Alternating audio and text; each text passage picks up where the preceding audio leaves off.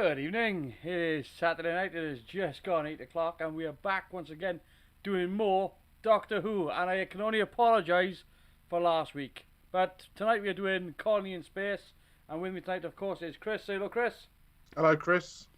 Um, yeah, total debacle last week. Could do nothing about it last week. It was totally out of my hands. It was, I had a couple of weeks whereby we couldn't do it due to other commitments. And 1 week when I was not feeling well. But last week I was really up for it last week, and it turns out BT just decided not to give me any internet. So we were here. We were all ready to go, Chris. Well, we managed a 36-second stream. That was it. I was not happy. I think I think you could tell I was not happy. Oh, I could feel the heat coming out of my monitor, mate. But we're here tonight, and yeah, we're doing Colony in Space. I want to get to something first up before we do Colony in Space, because I've been promising something else for a while. Ambassadors of Death.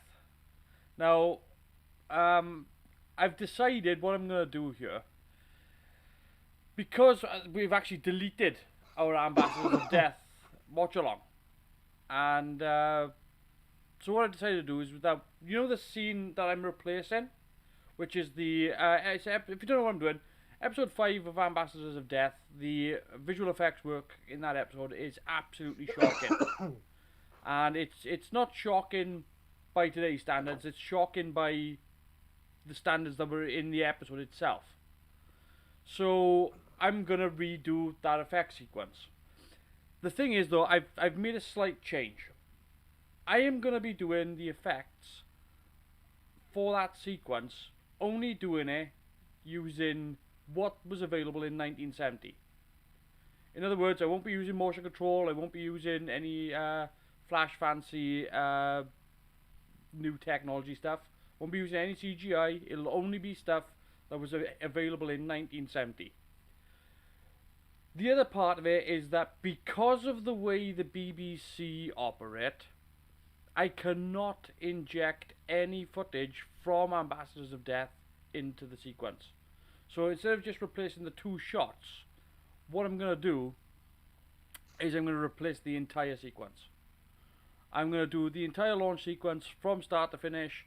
So instead of just replacing two shots, I'm going to replace the entire thing. So it's going to take a little bit longer to do, but just to give you a little sort of a look as to some of the tests I done, I'm just going to show you this. Chris has already seen this because I sent him a pic during the week. But this was the first one of the first tests I did of the rocket. This is obviously this is a rear projection, and the rocket is separately lit. You can see my fingers there holding it, I hope. I don't think I've got audio for Chris at the moment. Oh, there we are. Yeah, yeah. No, but yeah. So yeah, it's rear projection, and I think it's gonna work as a test. This was literally me just holding it up in front of the screen, balancing the light, setting the picture. So I think as a test, and you can tell by the res of the other picture, it's not quite there yet. So it obviously it's going to look a lot better than that when it's the final version. But the other test I did was I done a little test whereby I'm going to be doing, because I'm going to be doing the full launch sequence.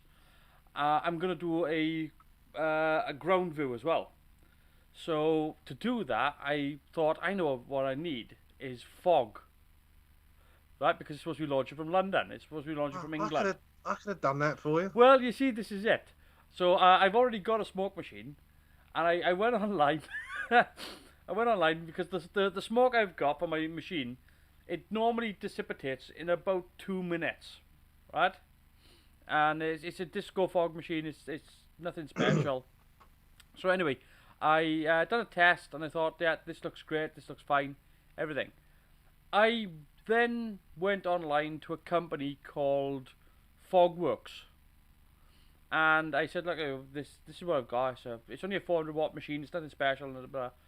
And they pointed me to something called heavy fog. So it's stuff for a water-based fog machine. And basically, I when I first got it, it's only a little bottle. And when I first got it, I diluted it with the fog that I already had. And I jetted out the fog machine, and I could barely see in front of me. How many fire engines turned up? None. But then I showed a picture of it to my friend, and I thought, oh, this is good, because it actually looks like a layer of fog. And he said, do you know what you should do? Empty out your machine and try it neat. So I did. Let me just show you this. This is a picture of my lounge with me in the picture. While I was setting up some tests for footage, this is actually a picture of me in the fog. Can you see me? Well, I mean, I am full frame there as well. I feel like literally, I am entirely in that picture. You can see on the left hand side, there's the my motion control rig, which obviously that's just there because I'm actually filming something else at the same time. But yeah, that's me in my lounge.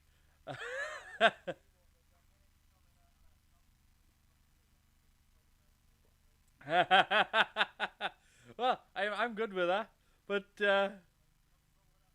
I tell you something else as well. When the company says fog works, they weren't kidding, because this fog, like I said, my normal fog dissipates in about 2 minutes. 53 minutes later, I could still see it in the air. So, but that's one of the other tests that I did, and now I've actually built the rocket now, and I've tested out the engines as well for it. As well, it looks good. It's all coming together. So I'm hoping now at least by tomorrow, I'm gonna get a lot more done, because tomorrow's gonna be a big day, I think, for me. I'm gonna be working hard on it. It's all day tomorrow as well. I've actually bought some MDF, so I'm gonna be building some stuff for it, because what I need to build are things like a launch silo.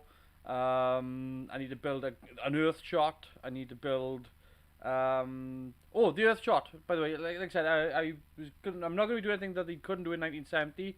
I'm going to be using an earth shot that was taken from Apollo 11 in 1969. So I'm doing everything. They could have done this back in 1970, regardless. So there's no. What it is, I don't want to do anything that they couldn't have done, because it wouldn't be fair to the effects crews of 1970. You can't just do something and go, oh yeah, look how good this was. Whereas if I do it with only stuff that they already had access to, that's a little bit different. If I limit myself to only what they had, in fact less than what they had, because they had a BBC studio, I feel like I can actually show that it was possible, and the only thing stopping them was, I guess, I don't know, inexperience or something like that. Let's put it down to that. But I think I don't want to give them a ribbon, because I think most of the time, most of the effects work in that episode is pretty solid. It's just the 2 shots mainly. So after you've got the the final shots together, Yep. are you going to produce a build video? Because I don't know anyone that watching this would know or not. Carwyn's got another channel where he builds models. In fact, it's that channel is responsible for me meeting Carwyn. Yeah. And he's recently built something for one of his own productions. But yeah, if you put the build of that up on there, I'll definitely be interested in watching that. I'm gonna be right. So I think the Recovery 7 is gonna have its own build video. I might do one for all the behind the scenes stuff, but I'm definitely gonna. I think once all the shots are together, because once all the shots are together, I don't think it's gonna be longer than 45, 50 seconds. I don't think once it's all assembled, I think you look at a very short window, because it's not a very long sequence at all. But I'll try to sort of get as many seconds out of it as possible, just so that if I can get some really good booty shots, I'll do that. Um, but it's taking. I know there are certain shots. I mean, some of the shots that I've done so far as a test, I know that if you move the camera either way, the illusion's ruined. You know, it's got to be. It's a very technical setup, but it's all, you know, you're talking depth of field setups and moving the camera, you know, to the right angle, to the right spot, and locking it off, that sort of stuff. But it's literally the fact that you literally, it's like looking through a keyhole and you only being able to see that, you know, not being able to hide in the rest of the door then. Yeah, that's pretty much what I'm going to be doing, and I'm hopefully it shouldn't be too much longer before it's done. I think because like I said, I'm gonna have a big day on it tomorrow. But that's Ambassadors of Death. That's the scene that I'm going to be doing for Ambassadors of Death. No, this evening obviously we're going back to Colony in Space. Finally, Colony in Space. Well, I wanted to put that out there just so that people know exactly what's going on. But I might even put it up on this channel as well once the final video is done. Yeah, why not? Yeah, so that might be interesting. People might like that. So yeah, tonight we're doing Colony in Space. Chris, what do you know of Colony in Space? Having a look through the TARDIS wiki, not a lot by the looks of it. I don't know what to say about this one. I really don't know what to say. I'll tell you, I'm so glad you completely decided not to go with my idea of doing Peter Davison and going back and doing some Jon Pertwee, because it's only when we've started doing these I've realised how little I've seen of Jon Pertwee's time as a Doctor. I know a lot of the big hitters and stuff like that, but it's criminal the amount I don't know, considering I help you present a weekly Doctor Who show. What I would say is that, okay, so this episode of Doctor Who is, unfortunately for me, it's not that I don't like the episode. I enjoy the episode.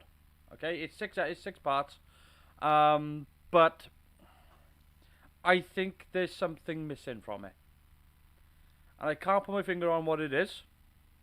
Maybe you'll knock on it when we have a chat after we've seen the episode.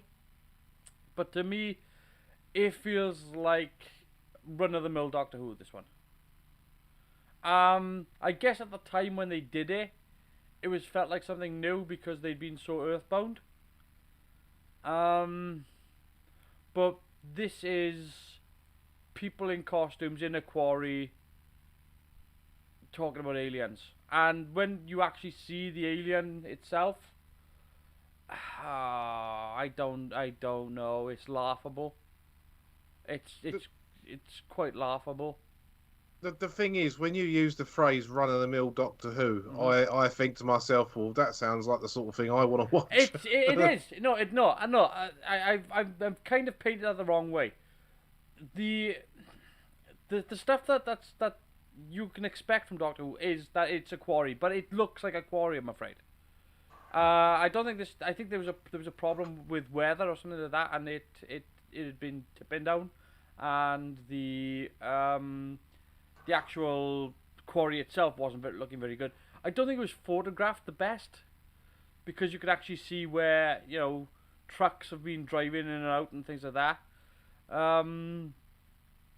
I know there was a problem when they made this, that because of the torrential rain, they had sort of like prepped a colony garden in the actual quarry itself, and it had been destroyed by the rain. So that couldn't be helped, obviously.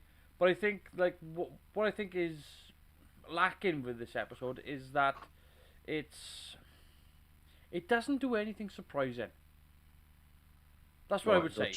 That's what I would say. I think you've got your definitive good guys, your definitive bad guys, and you know you've got BBC budget robots. There's nothing here that's gonna go make you go, oh, that was brilliant. That I wasn't expecting that. I think you're gonna be caught just kind of going, oh, okay. Okay, I get you. There's nothing here that's really sort of like what I think. I think what's here is that there's a twist with one of the alien characters, but instead of it being a good twist, it's more like, oh, I wish they hadn't done that. All Um, right. the makeup for the aliens is it's a bit doughy. It's it doesn't look good either. I mean, we've seen some beautiful stuff, beautiful sculpting and that from Doctor Who makeup artists. I mean, where do we go here? What do you want me to say? Because I think we're at a time in this particular time in Doctor Who whereby the makeup effects seem to be any monster slapdash. Do you know what I mean? I don't think there's a great, and I'm not blaming Doctor Who for this. I Yeah. think there's a lot of science fiction out there that really didn't put a lot of great thought into their monsters. Um, alien designs weren't a great thing. It took till at least the late 70s, where I would say horror films probably led the forefront in great makeup design more than anything else.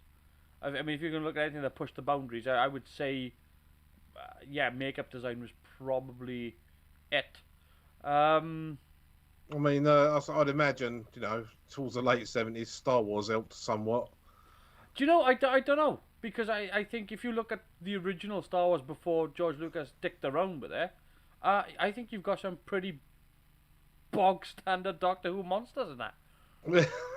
Well, yeah, Particularly in the cantina. maybe in the cantina, yeah. But I mean, when I think of aliens in Star Wars, I think of things like Chewbacca, which is Yeah. a fantastic costume. Yeah, absolutely. But you've also got the cantina scene, so where you've literally got Wolfman sitting there. Yeah, but you got the music. Yeah. No, but you see what I mean? I mean, and Yeah. that was all made in Elstree as well. So it's a good chance that some of those monsters were actually from Doctor Who. I know the light box in the background's from Space 1999. So it's bits from everywhere. I don't know if there's too much else to say really about this before we get started. Um, oh, this has got a good cast, I would say. This is the saving grace of this story. The cast. The cast of Colony in Space. We've got a villain that I could honestly say would make a brilliant android. Because there is no emotion in this guy. When you see it, he is flawless. He gets under your skin like nobody's business because he is untouchable. He is the coldest, coolest guy ever, and he's tremendously just non-responsive. There's no thought of like, oh, this is a guy that you know you're gonna rile or you're gonna make angry, and you can't make him angry. You can't. There's nothing you can do that will make this guy mad. And Literally the anti-Hulk. oh my god, he could put Valium to sleep. He is that cold. I mean, he is. It's brilliant. It's a brilliant performance. When you see it, we'll talk more about it later. But I think he is probably the great saving grace of the episode. What else do I think we can look forward to in this? I mean, there's some. It's basically your farmers versus your industry story. It's corporate versus the everyman. That's how they've painted it. That's pretty good normally. It is, but there's nothing special about the story. But I think that the way that they've done it with the colonists and versus the miners tends to be it's an easy narrative to follow. I think that's the benefit of it, is the fact that anyone can follow it. It's not you can follow this from any age. It's your basic good guys versus bad guys, and you instantly know who the good guys are, and you instantly know who the bad guys are. So it's It's good, and I think you get one or two characters in there that are a little deeper than you would probably expect. So that's all I got to say on that. Well, I'm before we start, there's one yeah, thing you haven't mentioned, yes. which is why you were really fuming last week because it was an Oh, anniversary, wasn't it? so yeah, God, I was really upset last week because when I lost the internet connection, we lost everything. I lost the stream. I was really really upset because I was looking forward to it. As things had turned out, we were going to do Collie in Space last week, and why I was upset with that more than any other reason was because last week was the 50th anniversary of the final transmission of Colony in Space. We were actually going to do it on the anniversary, and I was so upset about that. More than anything else, because I was like, this is I can't believe how we've lucked into this. You know, it's just the way that things had turned out. We had lucked into it, and it wasn't to be. But last week, yeah, episode 6 of Colony in Space was broadcast for the first time on BBC One, and yeah, this week would be obviously week 1 of Demons. So, but we got that for next week. So there we go. Anyway, I'm getting ready to start. Are you, Chris? I am ready. As soon as I press play, I will hear that music. Okay, and I'm going to press play. I've got to wait for BritBox to do its business. There we go. And starting in 3, 2, 1. Go, I'm at to, yeah. Doctor Who. Do, do, do, do, do, do, do. Colony in Space. By Malcolm Hulke.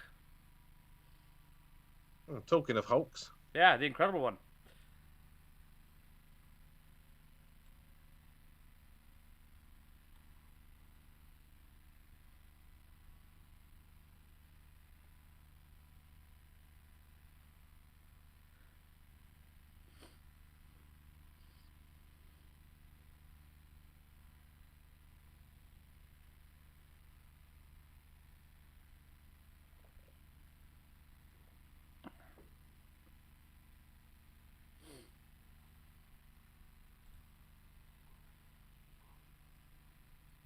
Dun, dun, Well, dun. that's some early Gallifreyan writing there, wasn't it? Yeah. No, not really the best looking Time Lords either.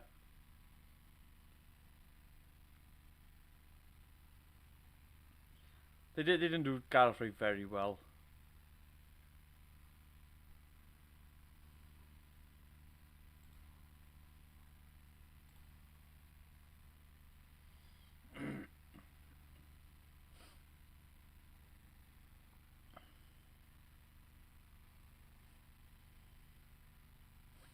I don't know. The doctor says that, you know, you're wasting your time, but he's always wrong. Yeah.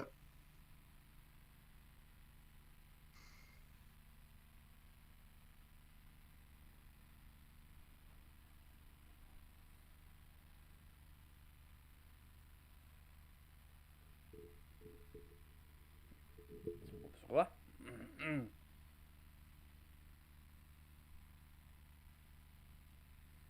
Again, put me with his props, man. Yeah. Eyepiece, screwdriver, circuit. I often wonder if he actually brought them in himself. Yeah, he's probably just got a bag.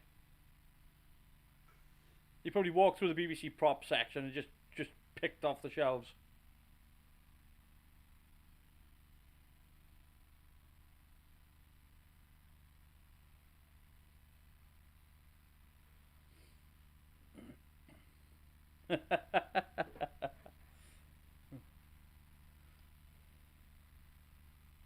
You have no idea how genuinely petite that woman is. She's absolutely tiny. Yeah, she is small. No, but I like when you see her next to just normal girls. Like she's tiny, tiny. Like her waist is non-existent.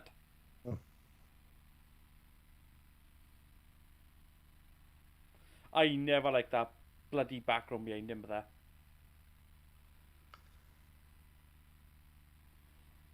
That picture of the TARDIS walls, just never liked it.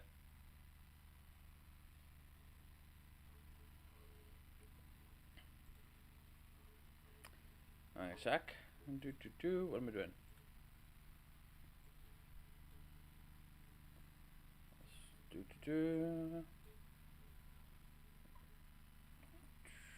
Which one's that? There we are. Dun dun dun. Yep. Oh, I love that sound. Although they've cut it short. Can you imagine how long it's been since it's done that? Like, imagine you've watched this show week by week. Imagine how long it's been since that happened. Yeah, it's been a while, isn't it? Would have been since Patrick Troughton, really, wouldn't it? Yeah, pretty much.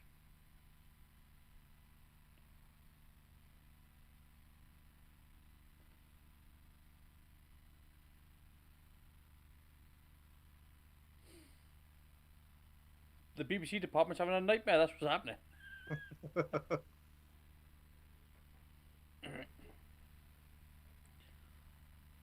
It does make you wonder though how when they were sort of like doing this sort of thing on the in the studio, like what the hell were they thinking? You gotta look like a space-time continuum corridor. You definitely need someone avant-garde with the effects to come up with things like those lines swirling around. Yeah.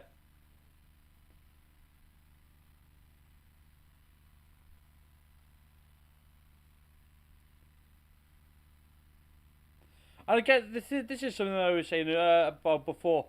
You can clearly see how the 1960s is still taking a grip in 1971. Yeah. It's, I mean, that thing looks like fell off the set of Lost in Space. That was 1950 odd.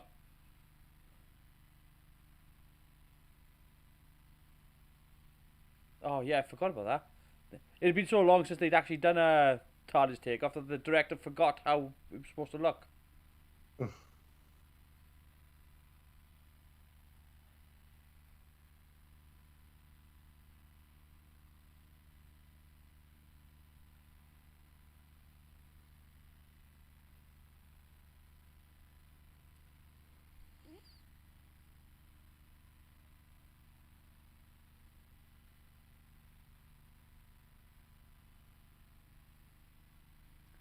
There's a subtle little environmental point there.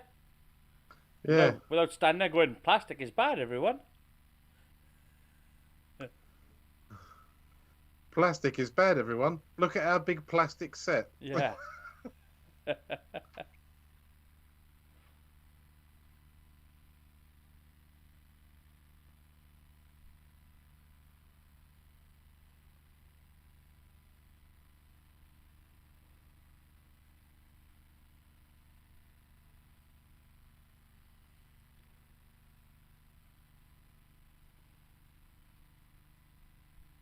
Not really, no. I'm completely bricking it, can't you tell? Yeah, I'd rather have a cup of tea. I do like her reaction though. Because it's not one of, oh, isn't this fun? It's one of, this is serious. I was not expecting you to be actually 100% serious. Yeah, I thought he was taking the piss on all along.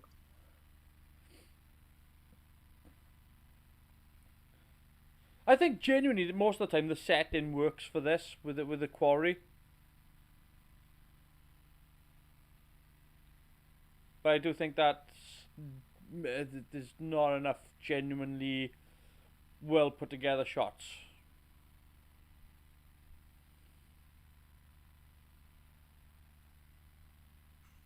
Yeah, it did kind of become a running joke, didn't it, with Doctor Who and quarries? Yeah, but I think for the most time it does work in this though. It's just that sometimes you get the given away, whereby you've gone a little too broad with the shots. You just see what I'm saying. I'm on about later on. Yeah. Because right now it's kind of working as a planet surface, and it's good that it's outdoors and not a studio-bound planet surface.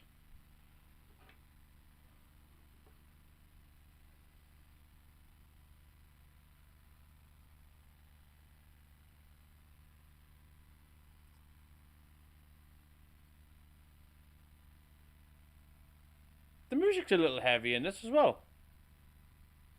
It's quite dominant in the music in this.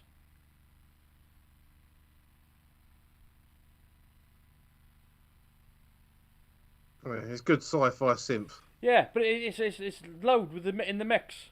Yeah.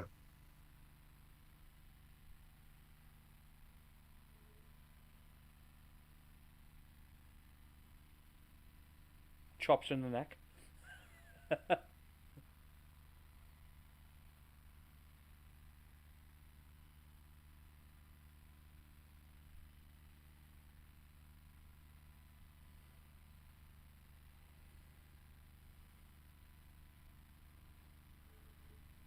Now there is a staple of a British actor.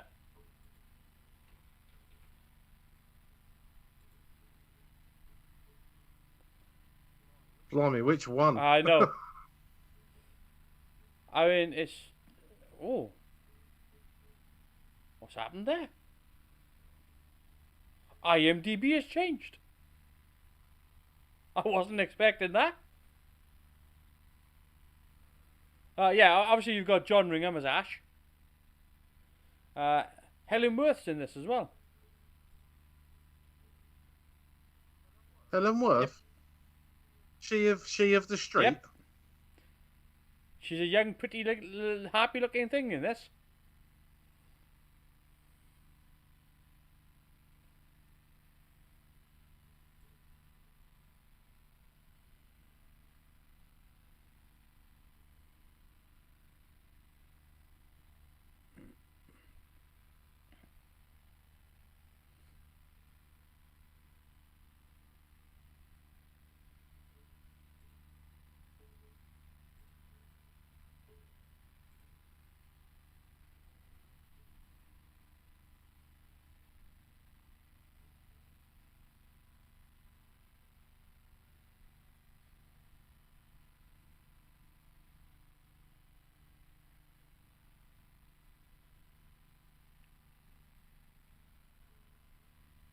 You can't believe how many things John Ringham has been in.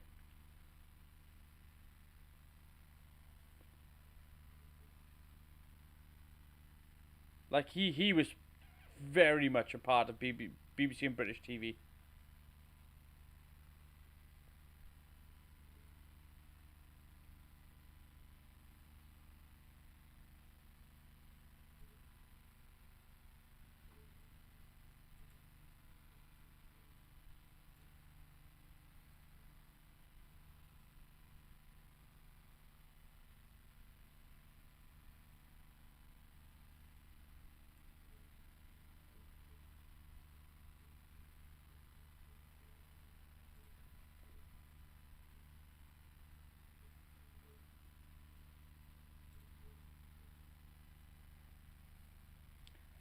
I like the fact that it's a colony in space, and I mean, I think it's a good idea that they've got this down to a survival of the fittest kind of thing, because their graphs really shouldn't be paper.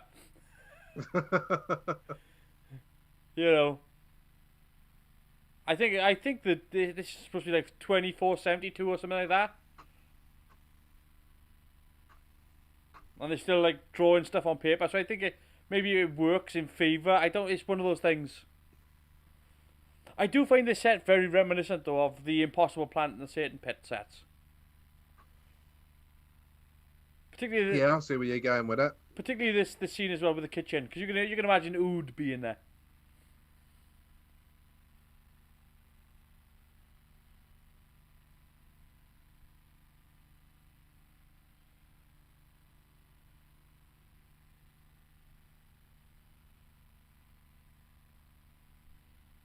I mean, that's kind of where we are.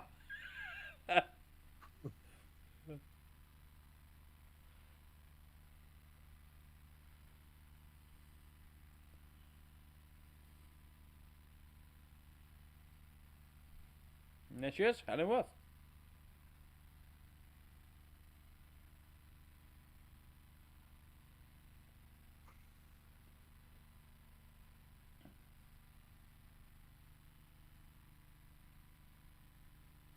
And that was the last time she smiled.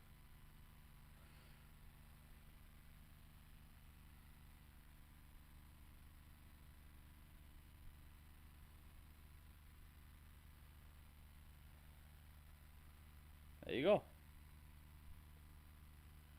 Paper calendar, huh? Huh? 25th century technology. Buck Rogers would have been laughing. I'll tell you what though, whenever I watch something sci-fi that's set in the future, I love it when they still use stuff like paper because it's just It's a good visual thing, but I mean, it's hilarious though, isn't it? well, you'd think that, but I mean, where I work, we still work in inches, Yeah. and all our stuff's done on paper. If there was ever a fire where I work, we'd lose everything because hardly anything's digitized at all. Yeah. So seeing stuff like that is like, well, that's where I work. You'd be kind of disappointed though if the calendar was still on paper in 500 years time though, or 400 years time I should say.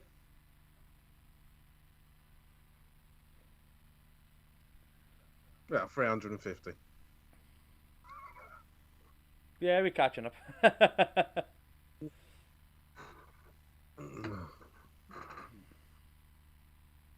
It's very hard. I mean, I'll give them credit.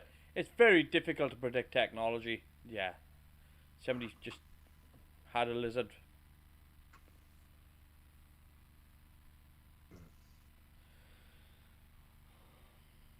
Well, I mean, yeah, it is, isn't it? I mean, if you look at something like Back to the Future that was made 14 years after this, they were predicting, hover cars 6 years ago. I've always come up with a different theory on Back to the Future because it's an alternate timeline where Marty's changed it. So I would have said that Marty's, because in the original timeline they didn't have him, but Marty changed the timeline because his father then became a big influence as a novelist, and that change invented hovercars Possible. and hoverboards, all hover technology.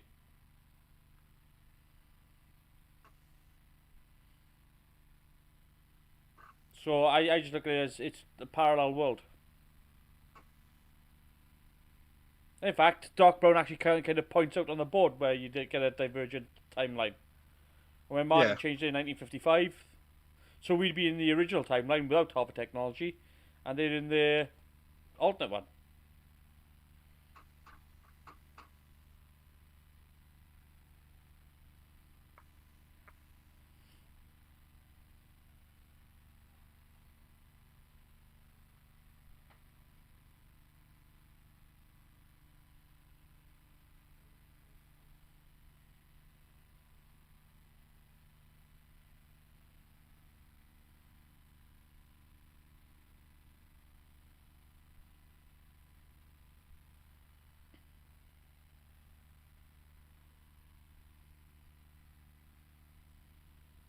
I'm not worried about you. If you die, I'm stuck here.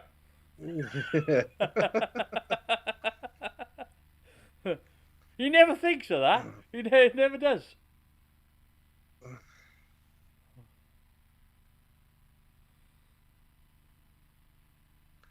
Yeah, you think he'd be a little bit more understanding, really, since this is the first time she's been to another planet. It's not like someone like Sarah Jane that got to go all over the shop. Yeah.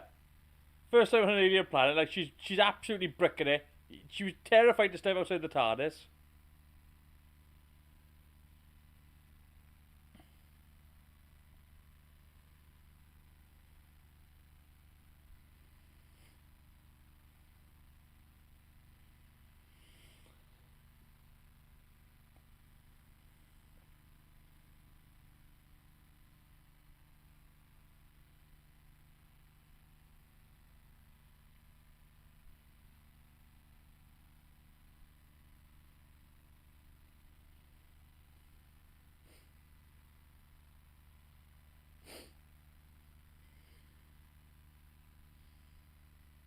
Sideways.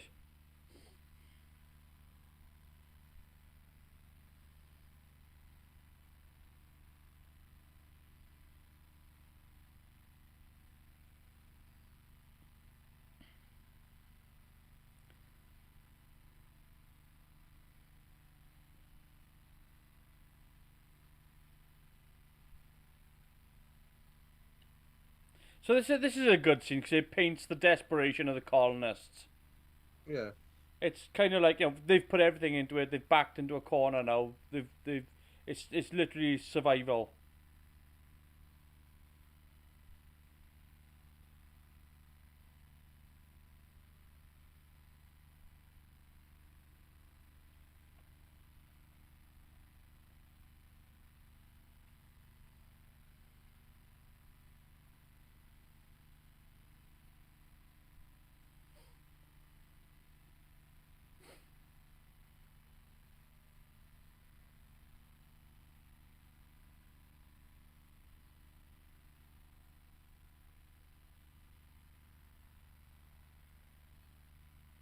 Rhubarb, maybe. Yeah.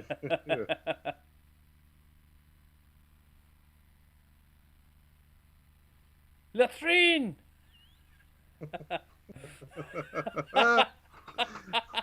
The chocolate mousse. If you don't know that reference, I can't help No.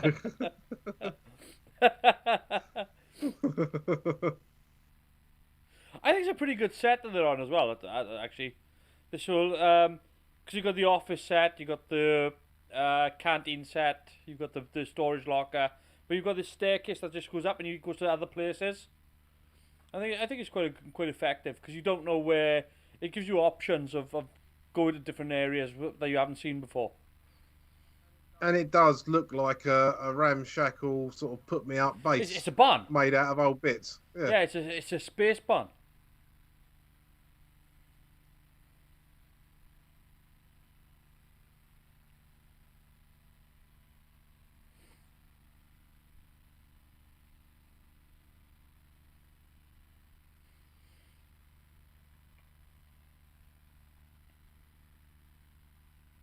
See, this is my problem.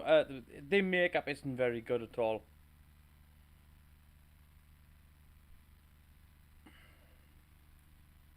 It's not that it's not effective. It's just the fact that it's not. It's just doughy.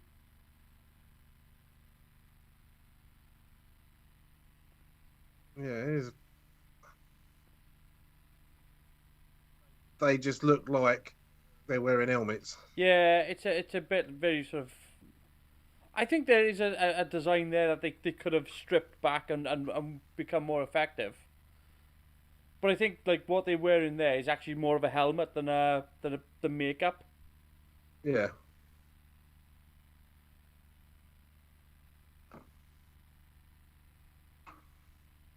It's a little bit of a narrative on the Native American there. Yeah. If you want, Yeah, funny that. if you want to go down that route, not necessarily. I'm not saying that they are, but if you want to go down that route, I suppose you could draw that comparison. Yeah. You don't have to though. You don't have to, but it's there. If you want to make that comparison, you're welcome to. But it could be any primitive. Mayan, it could be anything. You know,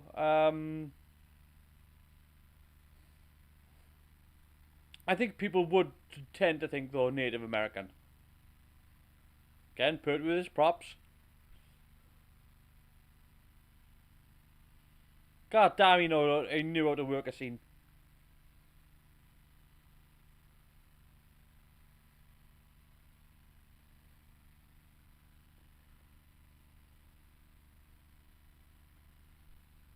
Yeah, that's not the ending I was expecting to the episode, I have to say.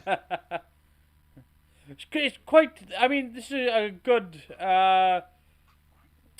setup. I think. Like, there's a lot of information there. You got the colonists on this world. They're struggling for survival. They can't. There's no way out for them. They've invested all the money in it. The crops are dying. They backed into a corner. They've got this thing that's killing people.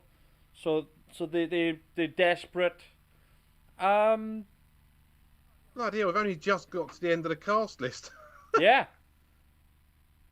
And again, it's got a good cast as well. Like I said, you got John Ringham, Sheila Grant, Helen Worth, Mitch McKenzie, John Scott Martin, John Baker, Les Clark, Roy Skelton, obviously, John Lineport, Pat Gorman, Pete Forbes Robertson, Graham Lehman, Ian Elliott, obviously Nicholas Courtney, David Webb, Nicholas Pennell. I mean, it's a bloody big list. I'm about to. Oh, am I going to start episode 2? Will it do it automatically? Yes, I've got. Don't forget, I got the BritBox thing, so I'm a little bit behind now. So it'll be 3, 2, 1. Starting episode 2. I hope. I say starting episode 2. It could be starting season 10. Going back to where I was originally watching. Oh, well, I've just got to the Doctor Who logo. Yeah, I'm at Doctor Who logo. Colony in space there. Thank you. At least they know it's following on from what I'm watching. Yeah. There you go.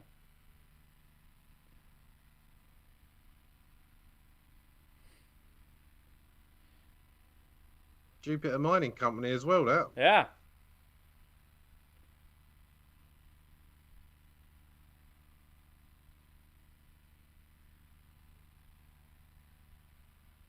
Ah. So, here's a little in joke for you. In the first episode, Brigadier mistook. The Doctor mentions that the Brigadier mistook Spanish ambassador for the Master. It's an in joke because Roger Delgado played the ambassador, Spanish ambassador Mendoza in the series Sir Francis Drake. Yeah. 50 years and you finally got the joke. Well done, mate.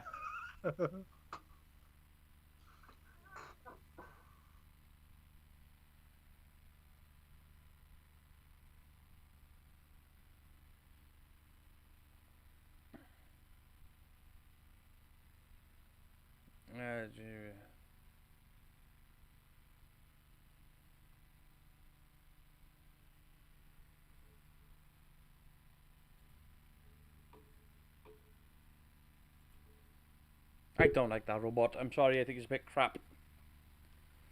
A bit. Yeah. It's a step up. It's a bit cardboard. It's a slight step up from the ones that are in Paradise Towers.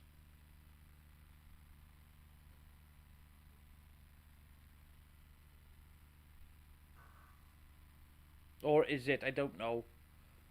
They're kind of on the. It's kind of BBC prop crap.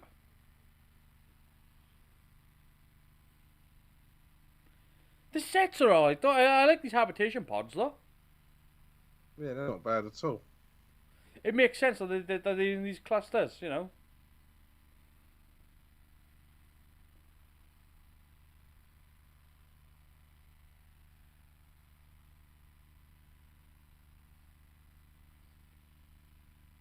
You can believe Pertwee had a load of fun on those things. Oh, yeah.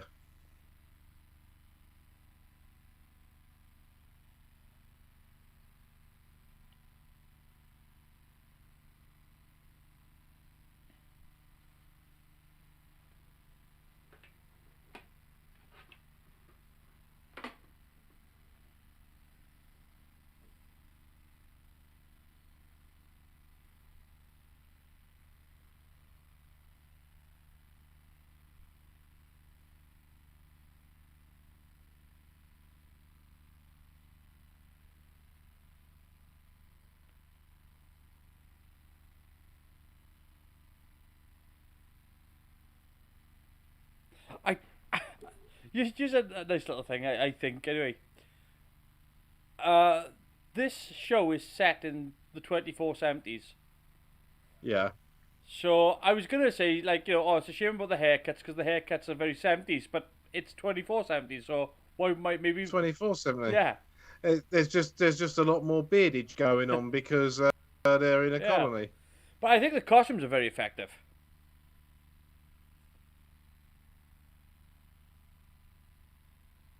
because there's no 70s flares or anything like that. It's not they're not very hippie looking.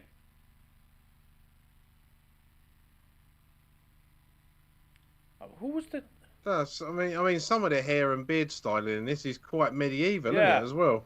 But I think it's I think it's more effective than what you'd normally get. So I'm gonna have a quick look to see who done the costumes on this.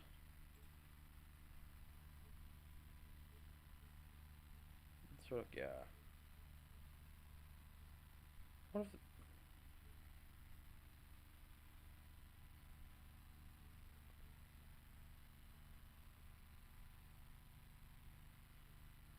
this is rather strange.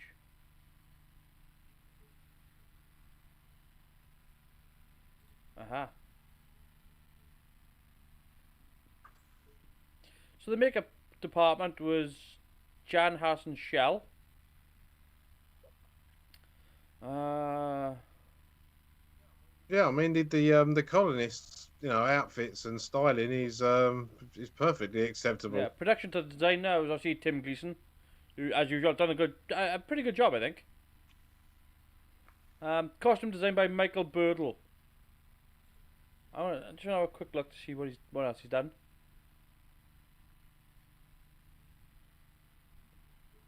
Hmm. Sadly passed away in 2012. That ship's a bit Jerry Anderson, isn't it? It's good. It's not bad. Yeah.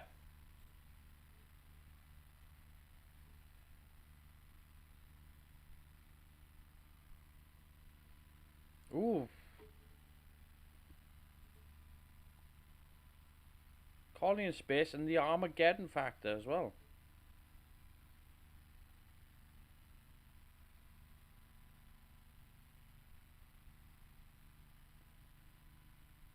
The Edwardians, Churchill's People, 10 from the 20s, Bleak House. Yeah.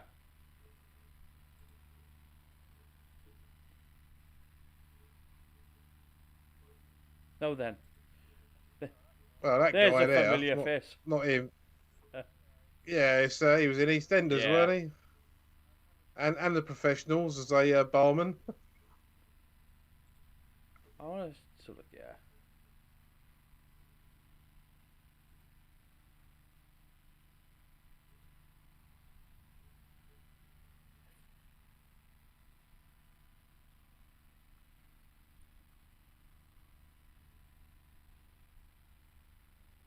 Yeah, Tony Conta.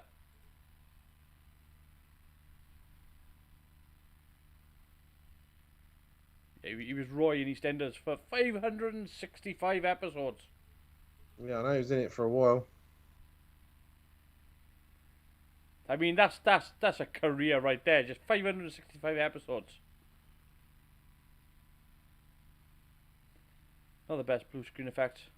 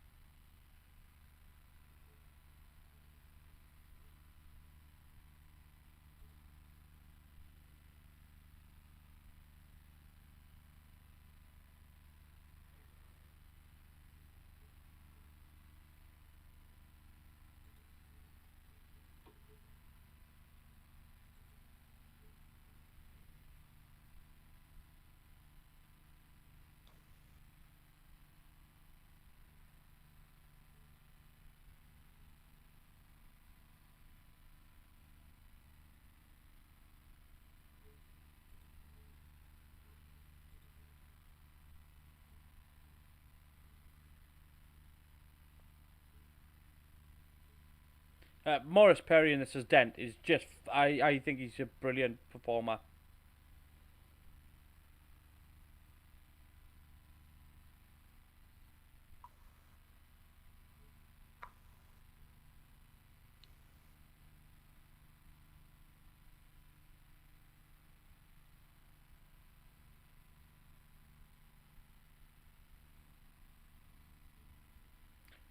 he's got a great career, Morris Dent, but I can't really see anything that really stands out as anything that he would be known for.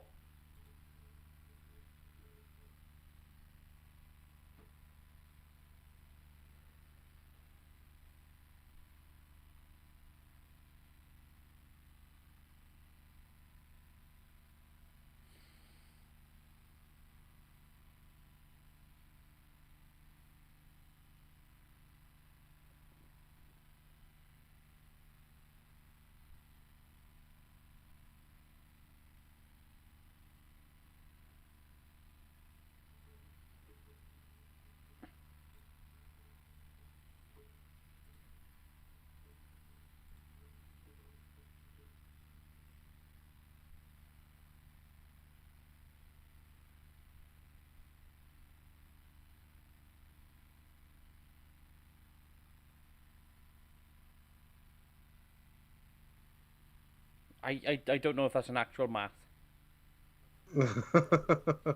100,000 million. Yeah.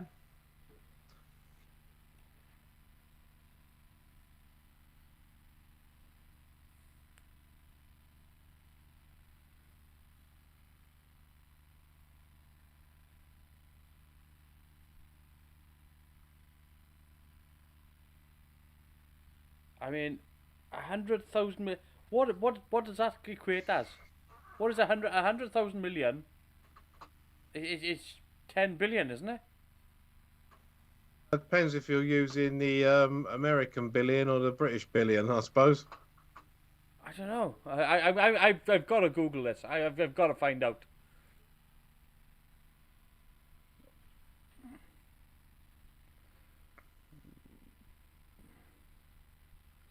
$100,000.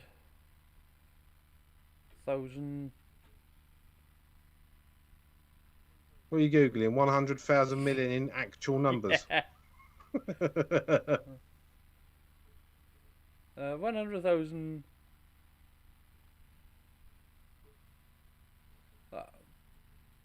Wait a sec. I've got.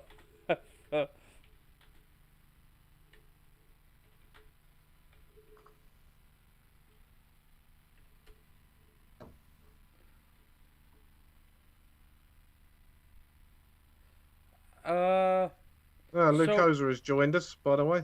I'm not seeing anything in the chat. Okay. It's rather strange. It's on my chat on my phone. Ah. Unless He says, "Evening, lads. A bit late, but then again, this watch along is a bit late itself." yeah, yeah, we're starting off all right. So according to this, No, he means weeks late. Oh, yeah, I think you'll yeah. find. so according to this, 100,000 million is 1 billion.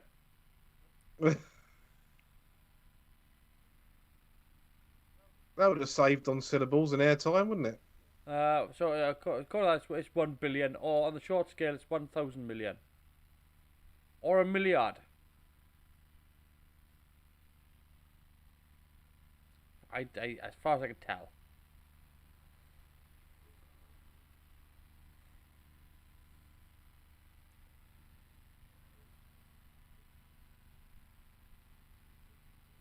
That can't be right.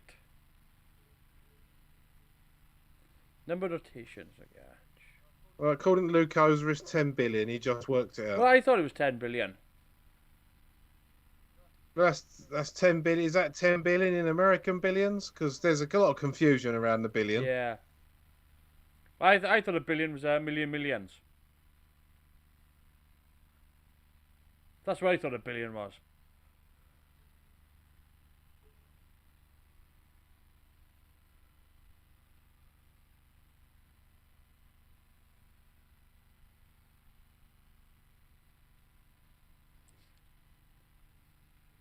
What happened to the British billion? So according to this, the American billion is 1,000 million.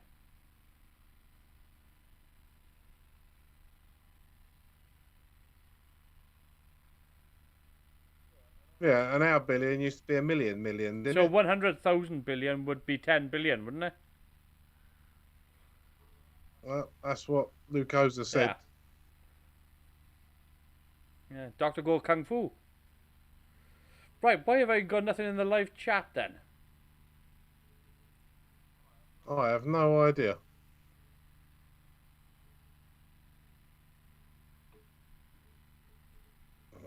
My camera's gone all artifacty as well, apparently. Oh, that's strange.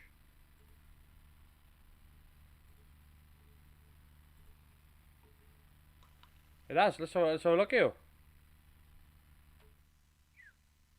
Yeah. Well, it's gone back to normal now. You've done Yeah. that. I was a Doctor Who baddie for a minute.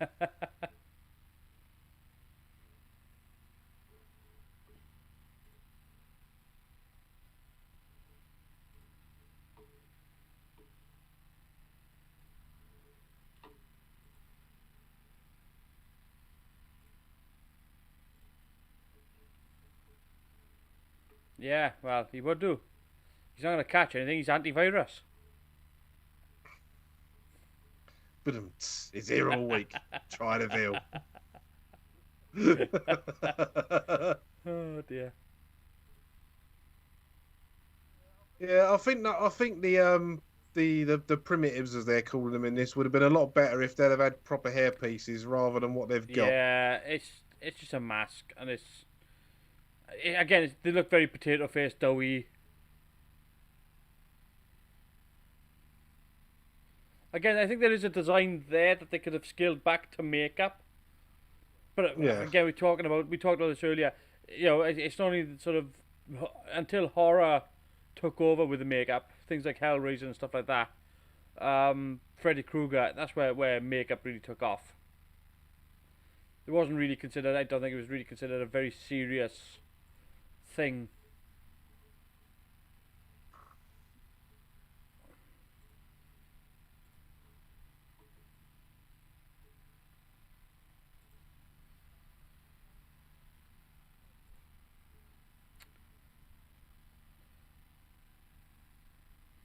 Ah, strange how I've got no. Never mind. I'll see what I can do with the comment section. yeah. Well, I can kind of keep an eye on it. I've got it on. Yeah, I'll try to keep an eye on it. I'll actually let's just sting this in there.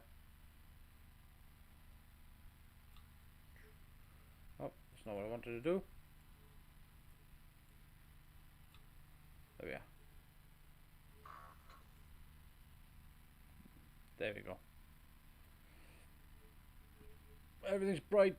There we are. Yeah. See now those this set looks very 1950s industrial with Yeah, those things.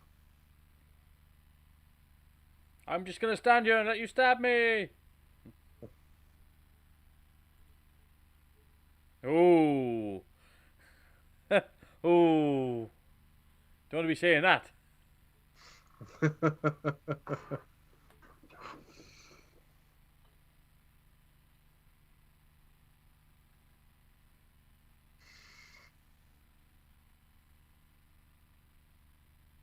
I'm not even sure I like the primitive tights either. I mean, it would have been easier for makeup, I suppose, but mm, I still think it's a step in the right direction.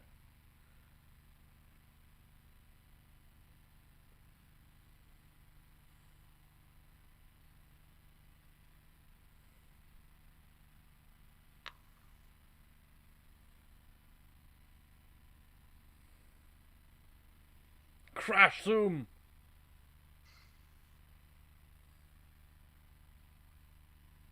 I gotta be honest. That set behind him, I really like it. I really like it.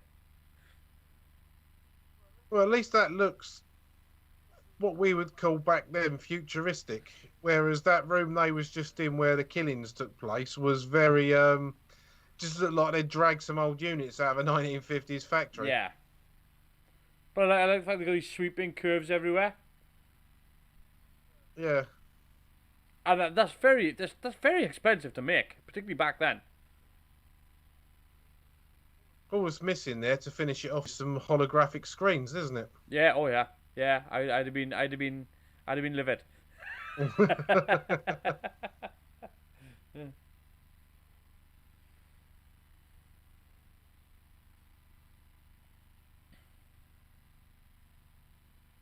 I am curious as to where they whether or not they just purpose built that, because it would have been quite expensive to make.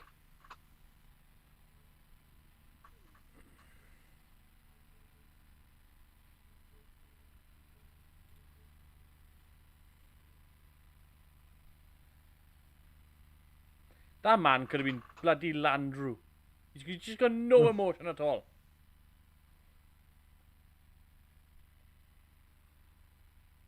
Got dodgy looking syrup, I know.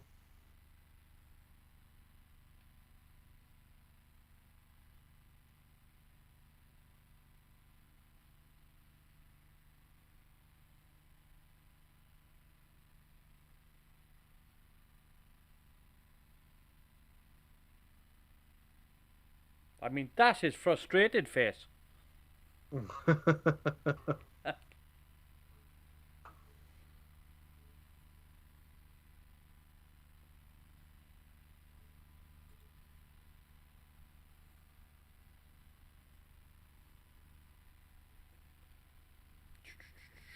Have I got no? Do, do, do. No, back one.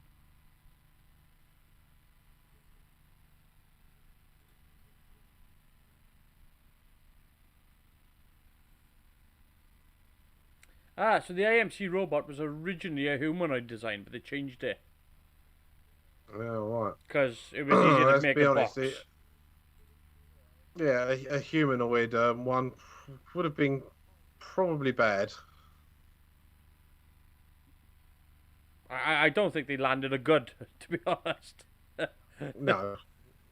Oh no, I'm not saying it's good, but imagine how worse it'd be if it was I mean, come a on. bloke dressed in boxes. How are you not supposed to laugh at that?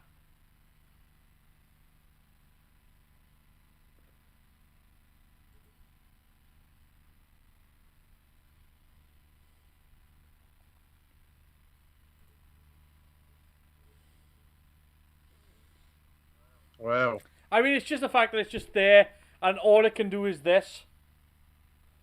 You know, it's just. yeah, I mean, it must have seriously been driving sideways to get the scratch marks on the wall like that. Yeah, Morris Perry is dent in this. He's probably the best thing in the episode. But I'm just trying to work out that monster now. I mean, it's like the red dwarf blue alert bulb, isn't it? It's like, hang on, we need to scratch the wall. Yeah. You do realise that means changing the hands. exactly. Oh. But I think All right, yeah. production design is done pretty well. I think the colony costumes is done pretty well as well. I just think that there's again, like I said, there's nothing surprising about this episode. Unfortunately, it's good. It's just we've seen him do better. I've skipped the BritBox bit already. Sorry, I should have said. I'm in a Doctor Who logo. No. Well, I'm roughly around there as well. Colony in Space. There we are. Episode I'm, 3. I'm a couple of seconds behind you, but it's By fine. Malcolm Hulk. Look, it was was it worse than the Sentry Robots Series 1 of Blake 7? Yeah, it is. Yeah. It really is a cardboard box on a wheelchair with silly arms, isn't it? It is.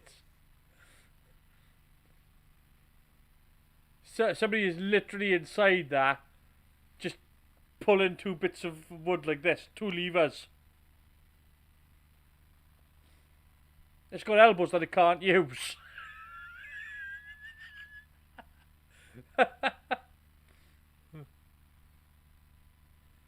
I'm just thinking about like things like Robot from Lost in Space.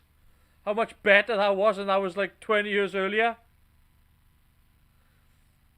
Sean Pertwee with Kung Fu Grip.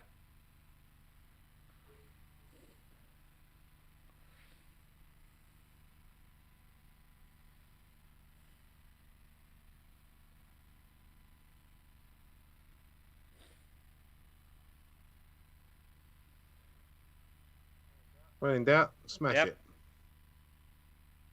You got that is bad. I gotta be honest, I'm a big fan of Blake Seven, so I can defend that show.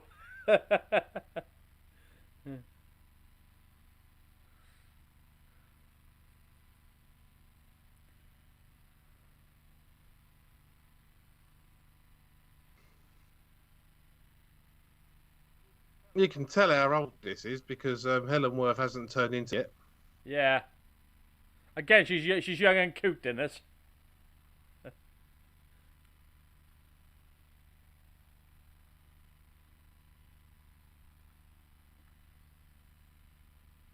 Mind you, if you want to hire an actress, I mean, you don't get much more reliable than Helen Worth. How long has she been playing the same part now? I mean, I remember her when I was a kid. 40 years.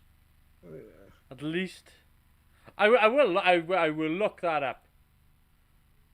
Hang on a sec. Helen Worth. Let's look, yeah. It's Gail Platt she plays, isn't it? Is it Gail Platt? Or Gail someone or other? I don't know.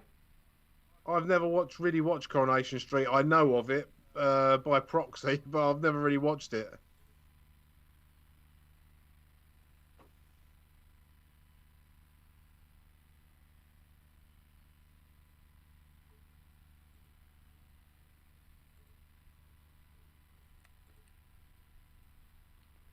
Oh, didn't do that.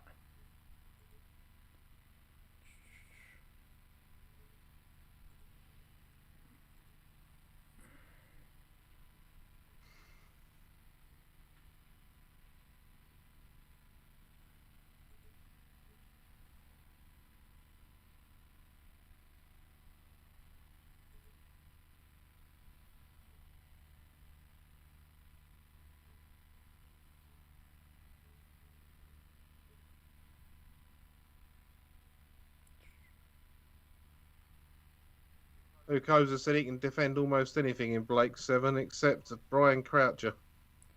Oh, he was oh God, Travis. Travis Mark II, wasn't it? Yeah.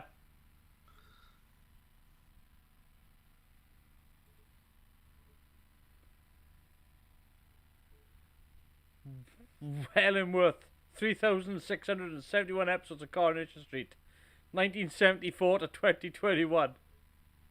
Bloody Jesus hell. Christ, woman, get a job. That's 47 years. But yeah, if you want a loyal member of the workforce, I mean, come on. Holy I don't think Christ. there's anyone left it original from EastEnders now, is there? No.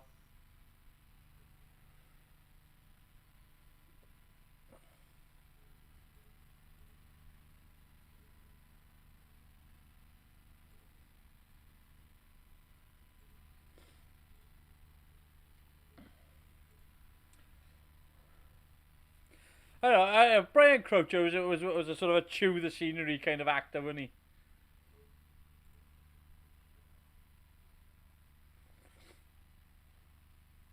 And of course, we obviously got that brilliant monk performance out of Brian Blessed.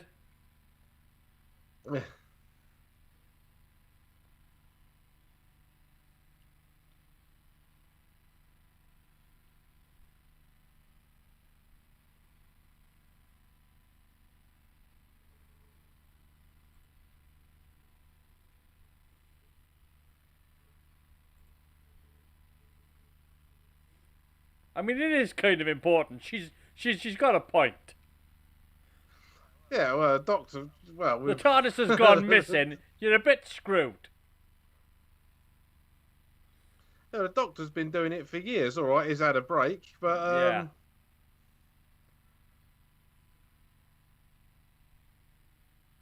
I think you can really see how petite she is, but there, because she's standing next to she's standing next to like Helen Worth there, and Helen Worth's a small person, and she is just smaller, just thinner, just like if that woman ever had a cracker, it would show.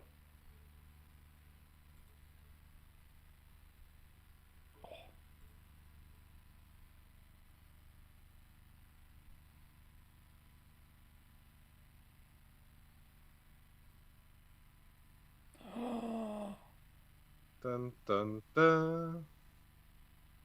It turns out he's a snitch. Okay, it was kind of obvious, but there we are.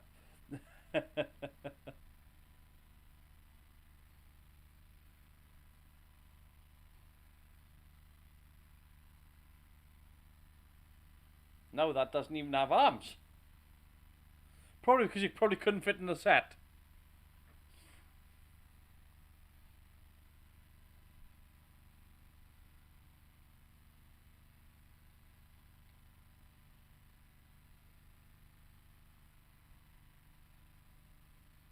Get the feeling this is the set. This ship is where they've spent all the money. I tell you what, I don't think people realise how difficult it is to rig a door to drop from the ceiling and do it smooth. It's quite a trick because the amount of studio space you're taking up, particularly for the light rigging, it's quite a job. Because if you imagine if you've got a 10-foot tall set, that door's got to be 20 foot. So you raise that door up 20 foot, you're now cutting off light from over here. So you've got to remove your lights and put them over here. It's quite a job. That's why most doors do this.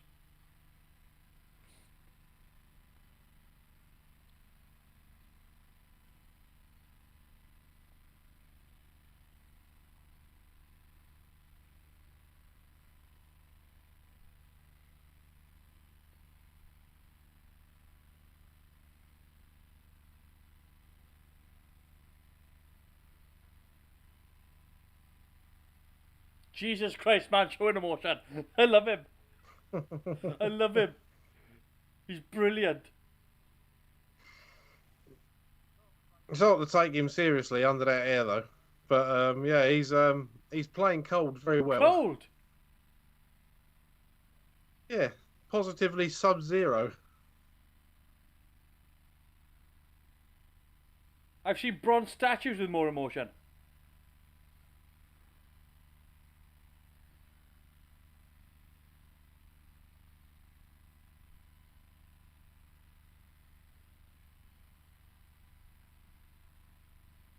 That's quite a nice camera shot as well. So yeah, he got it all in one. He followed his hand to the button, then tracked up to the doctor's face. Nice little move.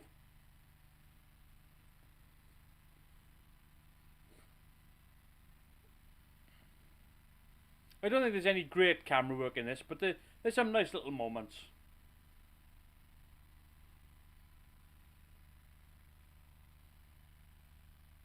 It's kind of very standard point and shoot, but it doesn't look horrible.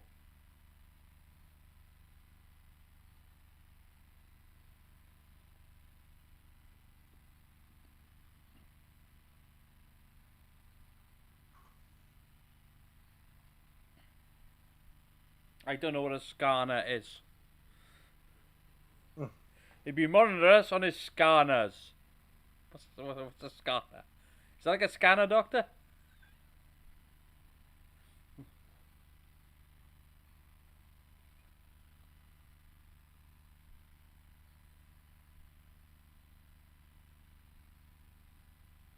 This is no time to be lubing it up.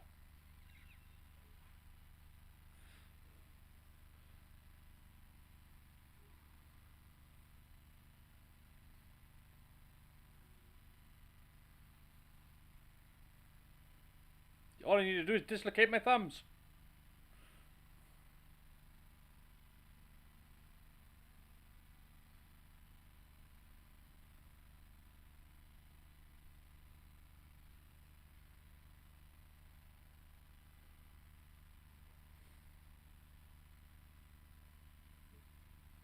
Yeah, that's the light of Run Yeah, Like Hell. yeah, that's the holy crap. Let's get out of here. I'm not leaving you. I'm just going to see how far away it is.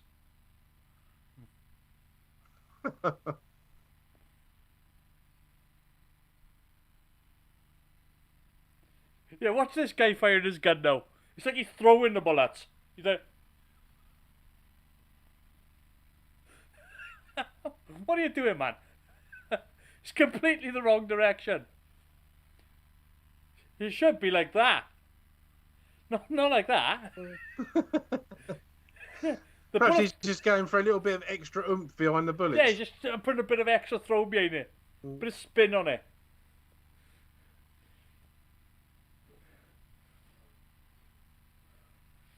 He's the only person that got a ricochet and topped it. Rick O'Shea, the Irish sharpshooter.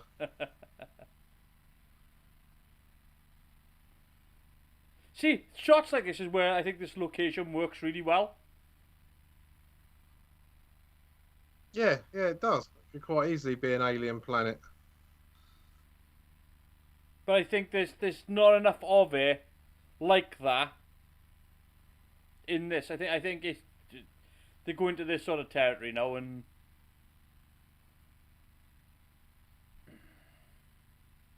Oh, it's proper muddy and spludgy there, isn't it? yeah. I'm not sure about the silver bumper pieces on them buggies, though. I mean,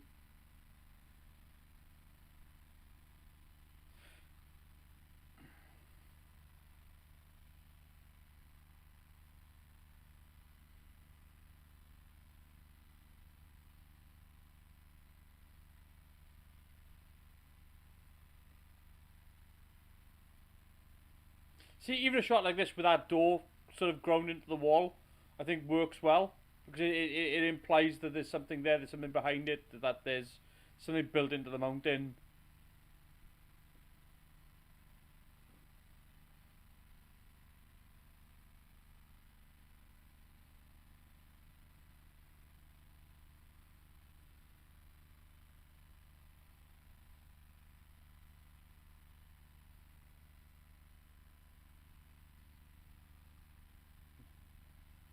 Bugger.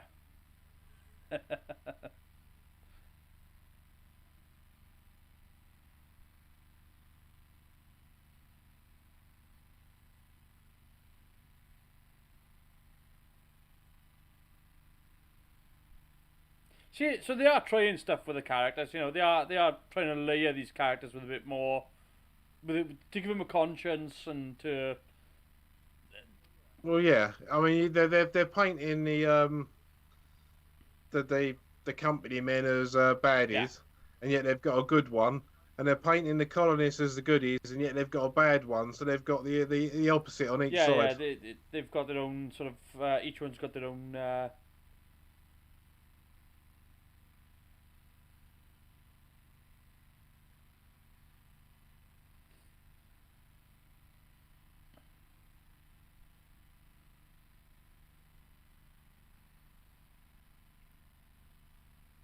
Really, you look like you're in your 40s. He's still here all week.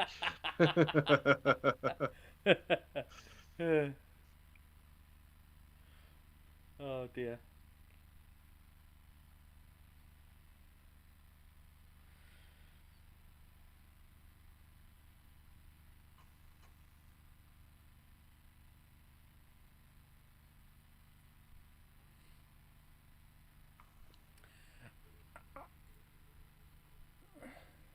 Let's work it out.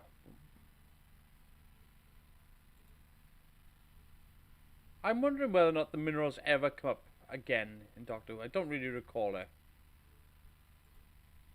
No, I don't. Unless it comes up in more Pertwee ones I haven't seen. I don't remember that either. But normally there's like sometimes there's a fan that'll write a script and it'll be in there. Yeah, there is that. And what's the other mineral that's come up in this? It's Dalekanium, Yeah. isn't it? They came up with that, unfortunately.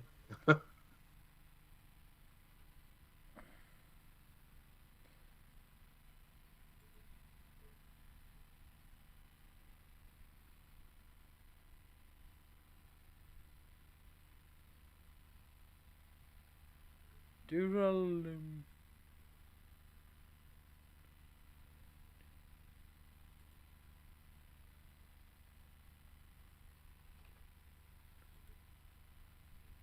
Right.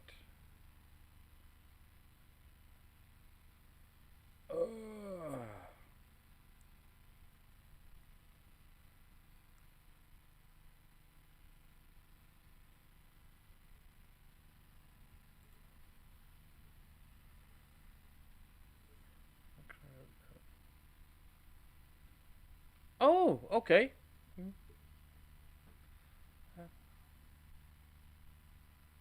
Go on. You got to share that exclamation there. Right, duralumin was a mineral used in the construction of buildings and other structures such as the armory doors on Peladon. Huh? Oh. So it does pop up again. By the 25th century, Earth was desperate for it, needed for construction, residential complexes. Like most minerals, it was found in rocks and veins. It's highly abundant on the planet. Axiaris. Yeah, It's easy for you to say. yeah, Heriasis or whatever it's called. Um, yeah, the biggest find in IMC history. Yeah. The bodies of the detective robots were made of duralumin in Gangster's Paradise.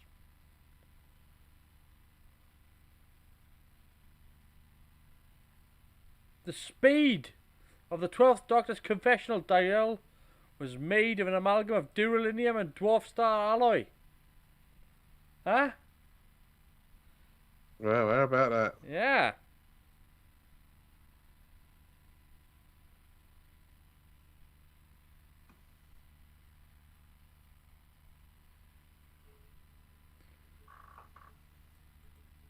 So it has popped up a couple of times.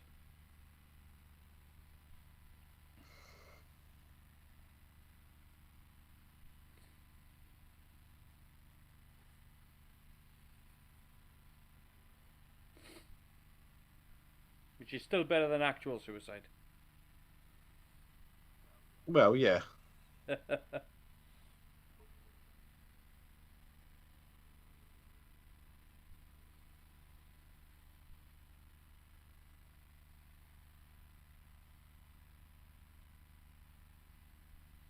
That's not exactly not shooting, is it? No. Well, again, the way he uses that gun is just laughable.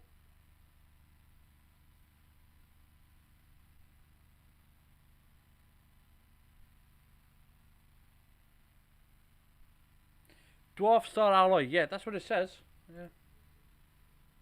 Yeah, duralumin and dwarf star alloy. A combination theoretical strong enough to cut as bantium. But that's not a sentence you was expecting to say today. No. Uh.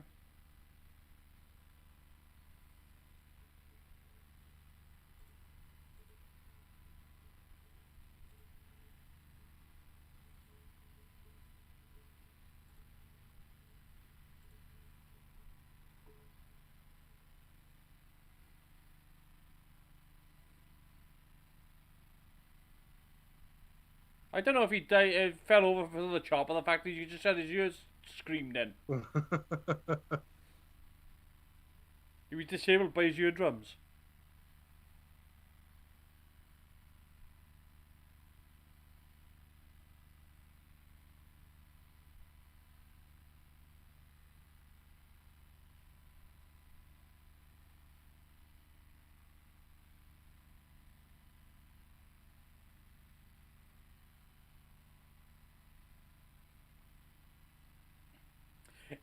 I will say this, well, they said, if they told me it was a spaceship hospital set, I could believe it.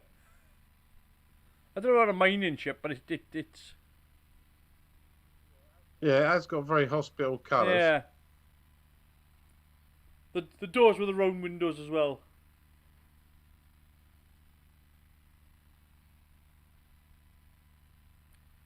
It looks like a futuristic version of Only When I Laugh.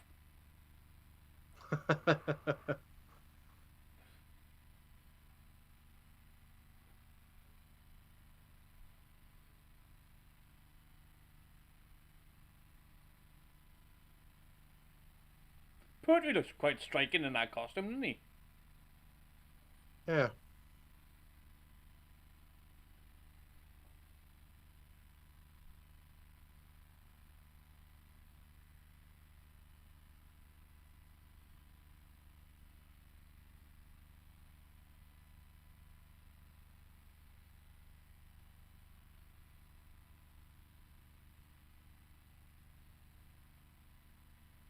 Don't forget to pick up the 2 naked guards Yeah. either. Yeah.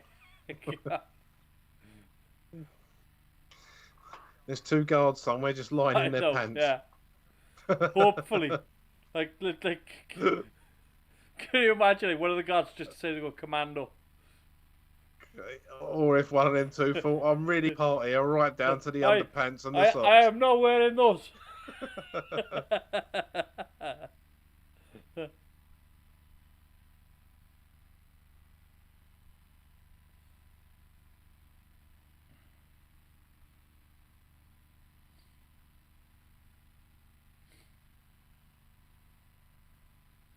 I've got to admit, these primitives look like walking courgettes, don't they, really?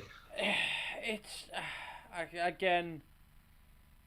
It's almost effective. It's you can see what they're going for, but Well, it's the same design they used on the oh, which one was it? What was the name of the episode? The one with the American spy in it. you mean the one we watched? Claws of Vaxos, Yeah. wasn't it? Yeah, the people in that with the gold makeup and that, they wore them sort of suits as well, didn't they? Yeah. Oh, the You know, spandex. coloured Yeah, tights. yeah. Yeah. I think it's better in the tights are better in this, but the head makeup is nowhere near as good.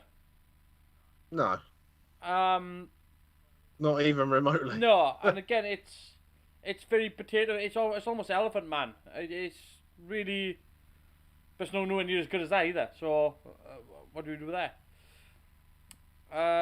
So yeah. So that's the end of that episode. BritBox, ping. DD, presented by BBC and Doctor Who. There we are.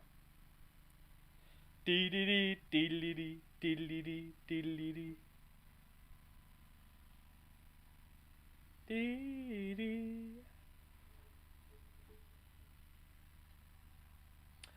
I'm guessing from what we seeing so far, Chris, particularly with what you were seeing, in fact, is that I think you really are enjoying John Pertwee's run so far. Yeah, yeah. I mean, I still there. You know, regardless of what we might think of the effects and they are pretty good stories. You know, some Yeah. of them get a bit lost in the middle. Yeah. We'll find out on this episode if this one's going to get really lost in the middle. But yeah, I am enjoying Pertwee's run. I've enjoyed the ones that I've definitely seen of his. I think the Three Doctors is a fantastic story. Yeah. Oh, the bubble wrap monsters. Yeah. Yeah, I like the Green Death. I've always liked Spearhead from Space. Mhm.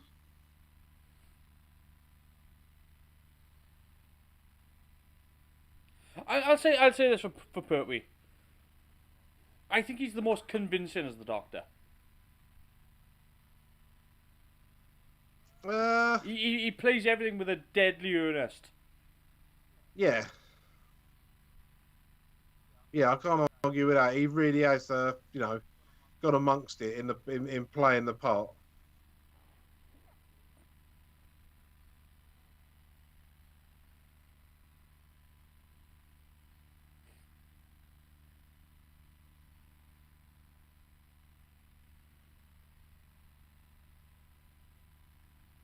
You expect him to step out and go, smoke me a kipper, I'll be back for breakfast.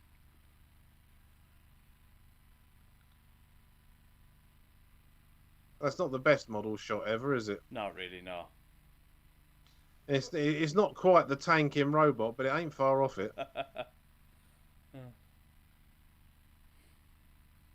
Again, you just the fact is you've got people on this that either don't know what they're doing or aren't really invested in it. They're just trying to get the shots and go home. Yeah.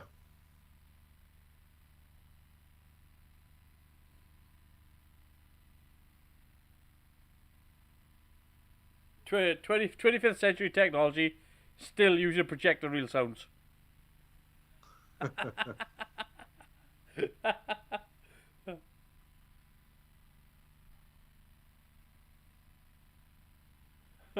We've got a weapon here, and look, whose severed head is this?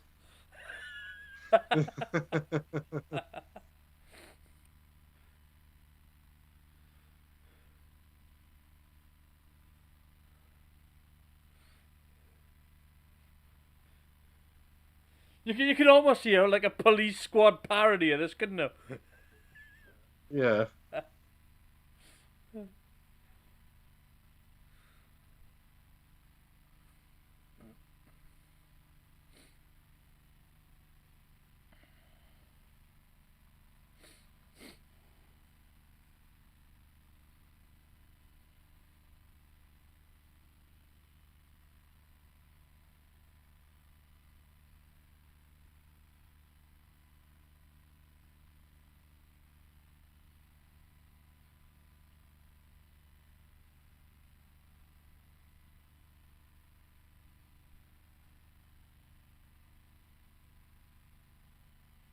Like, I'm just gonna put this out That there. wasn't entirely convincing, was It's it? not only that, right? If you look at that creature, it looks like the Sylvester Stallone at the end of Rocky. But like, my problem there is Joe screaming, because like she just saw somebody with an ugly face. Like, does she do that everywhere she goes? Walks into Asda's and sees the girl at the till and just screams.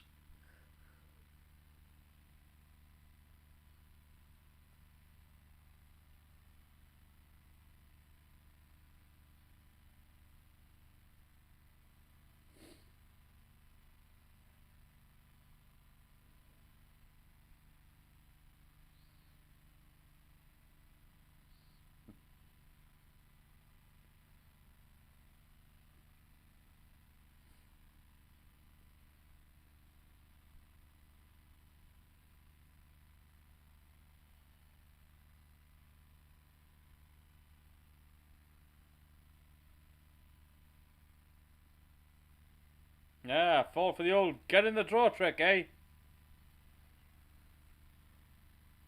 Not really It's much. the Of oldest one in the book as well. no, not really much of a trick. He literally just pulled out a gun.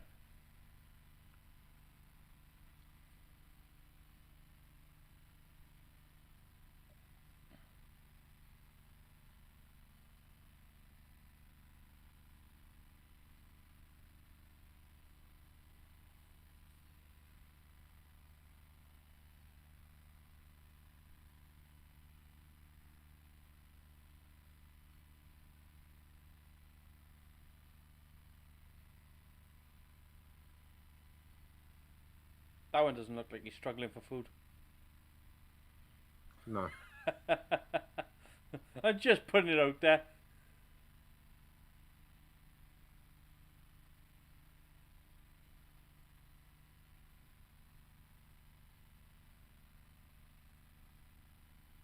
Oh, I wonder who that is as the adjudicator.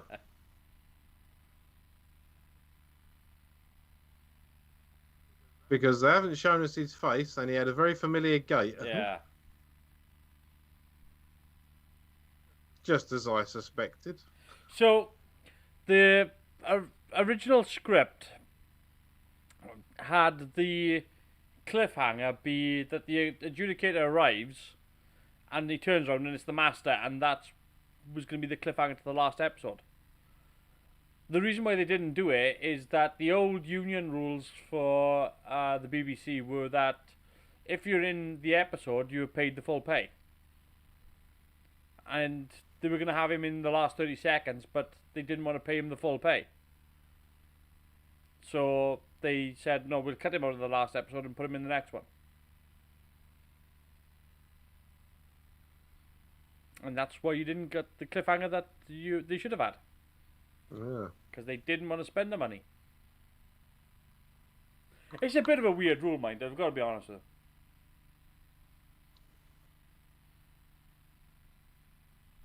But I tell you this. This is even stranger. So, in the US, there's a rule that if you're in the pilot episode of something, they have to pay you for the series. Really? Yeah. So so say you're in the pilot episode of any TV show and it runs for like 8 years and you're only in the pilot, they've got to pay you 8 years worth of royalties. I need to start getting into some pilots. It's crazy. I've never heard of this before, but apparently it's a thing.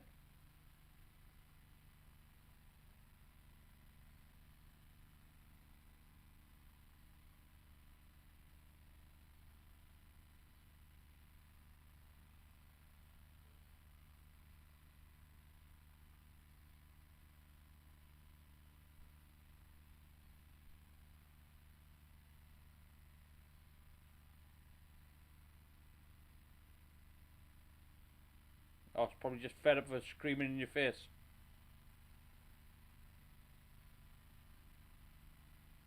Okay. I think it's in this episode you're going to see what's going on. And I think you might laugh. Right, okay.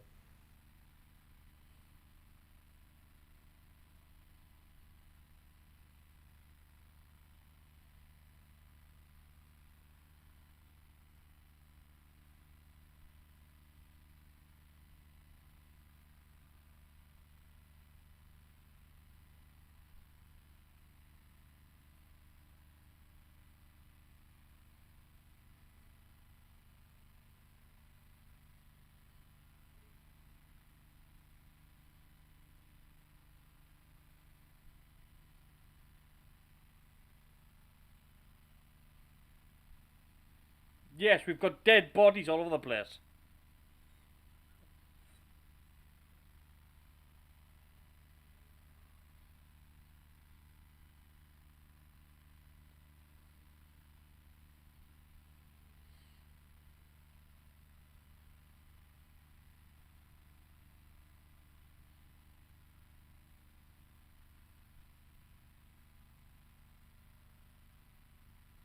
Using his paper folders. His 25th century paper.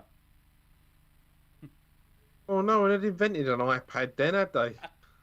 But the 25th century, I would hope so. I'm referring to the 1970s. No, see, there's no excuse there, because even back in the 1960s, Kirk had his pad. Yeah, but his pad, he had to write on it with a pen. With a stylus. And he still had 3 flashing lights on the top. Even if it did look like a block wedge of wood.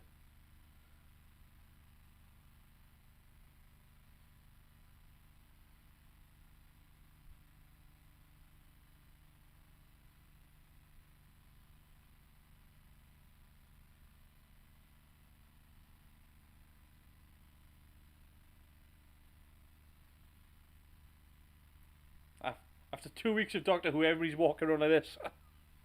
Yeah.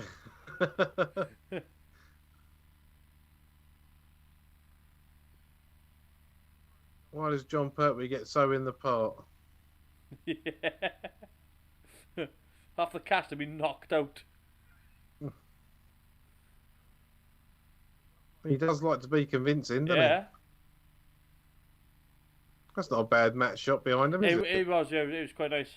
Kind of trying to show the scale of the place, but I don't think they do it often enough to sort of really sell it. I think it's kind of feeling claustrophobic though.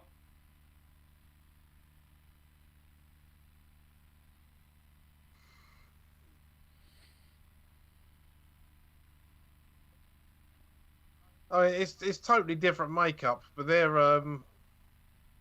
kind of reminiscent of the aliens from the Cage or the Menagerie in Star Trek, aren't they? In the way they're kind of dressed and they move around. Sort of. They're nowhere near as good. No, nowhere near as good. I mean, different. I'm just referring to their movements, Yeah. the way they're moving about. The Talosians, I think they were, Yeah. from Talos 4. Yep. Not that I've watched a lot of the original series or anything. They're excellent blood veins in them that have never been replicated. I don't think. Yeah, no, I'm clearly referring to mannerisms, not to makeup. No. But here we go. Yeah, it is this episode. I'm pretty sure it's this one.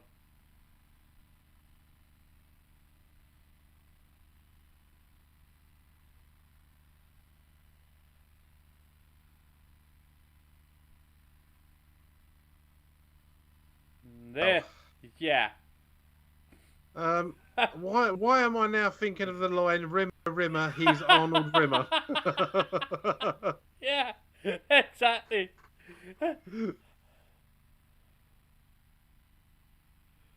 I mean, master of the wit and the repartee.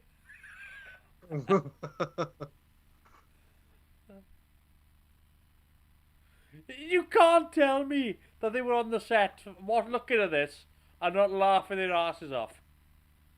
Oh, perhaps it looks more realistic in real life. You know what I mean? A camera can often ruin things.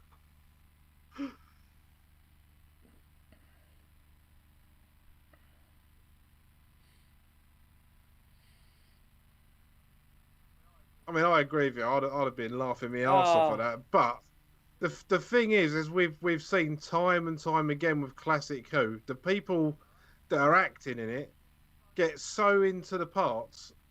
You know, they make it almost yeah, believable. no, I have no problems with the story, I have no problems with the acting. It's the execution of this. Somebody thought this was a good idea.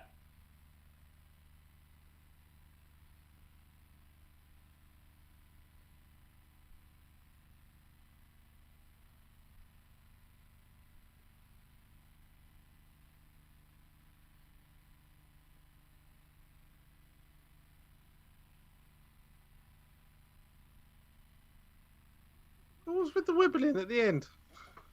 Who knows? Who knows? I thought then that was going to be another hologram from the Yeah. company.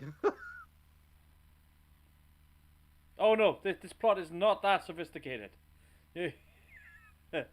It's pretty shoot straight. Yeah. He didn't even say, "Oh, by the way, where's my TARDIS?" Yeah, you'd have thought that would be on his mind.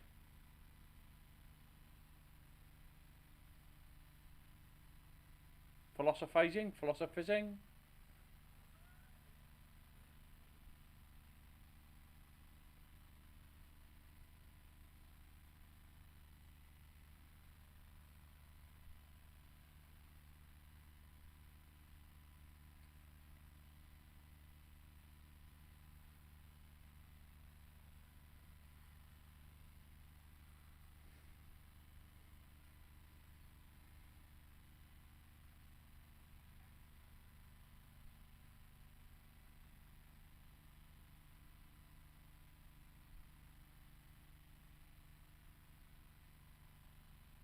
Yeah, can you imagine looking at this from the Master's point of view, though? Like, he's travelling around time and space and everything. He sits down in the office, and all of a sudden the doctor just walks in. He's like, ah, bollocks. Yeah.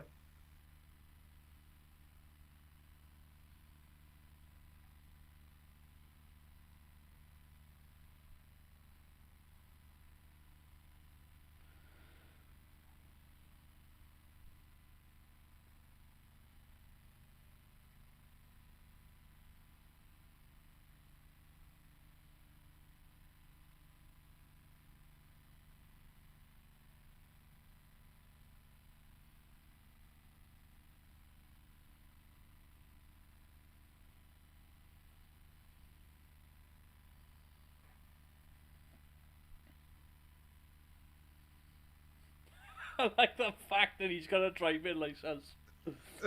I love it.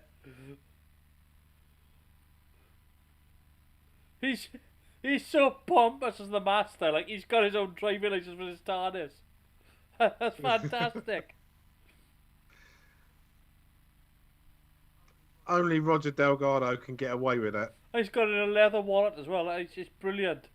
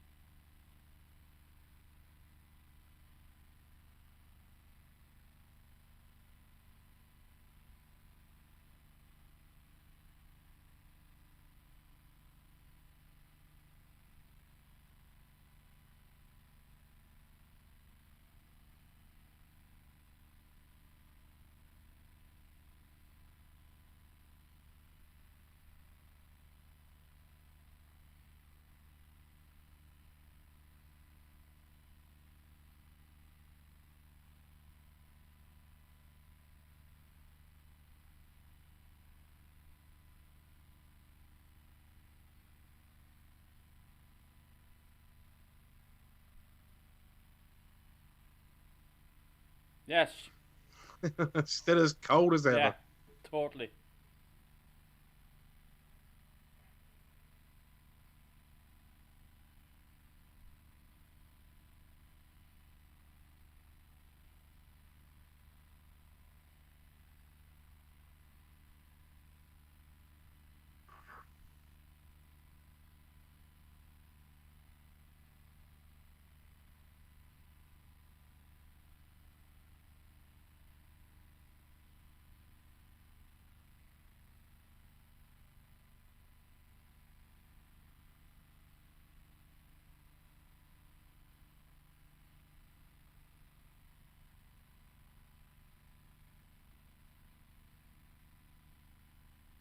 Is that enough, isn't it? He's not taking it anymore. Yeah.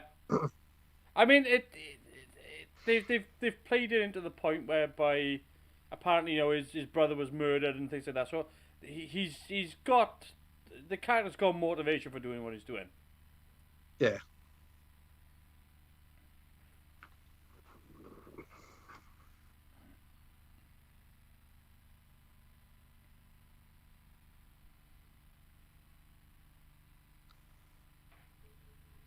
I think everyone left on that ship that ain't drunk by the time it comes to it.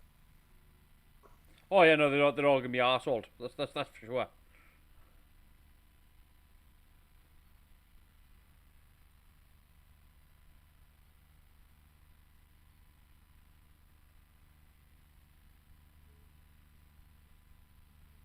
I think Tony Conti does a good job as a villain as well. He does bully very well, and you never really saw that from his other acting jobs. When he was Roy in EastEnders, he was just like very Subservient to Pat. yeah. But as an actual sort of hard man bully, I think he works really well. Yeah, he's got the look.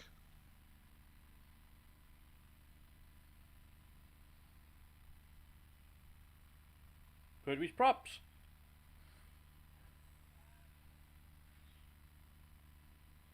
I should go through this and make a list of all the props that he's used. I haven't got enough paper.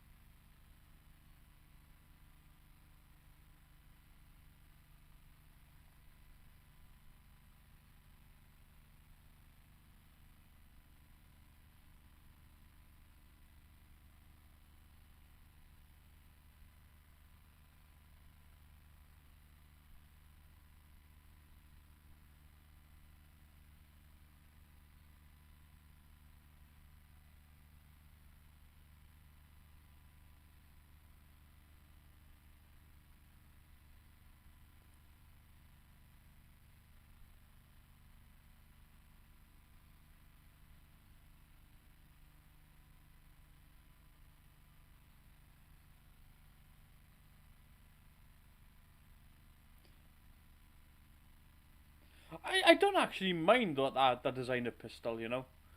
It's quite it's plain, but it looks like it works as a sort of a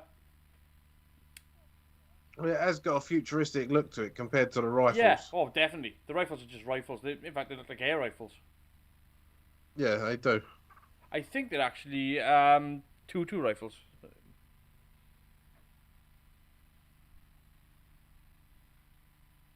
Thank you, Admiral Akbar.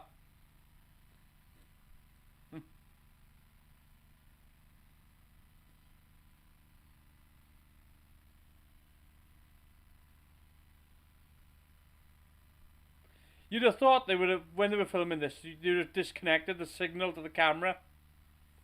Yeah, you'd think so, wouldn't you? I can see that as well. I thought, oh, it's just my copy.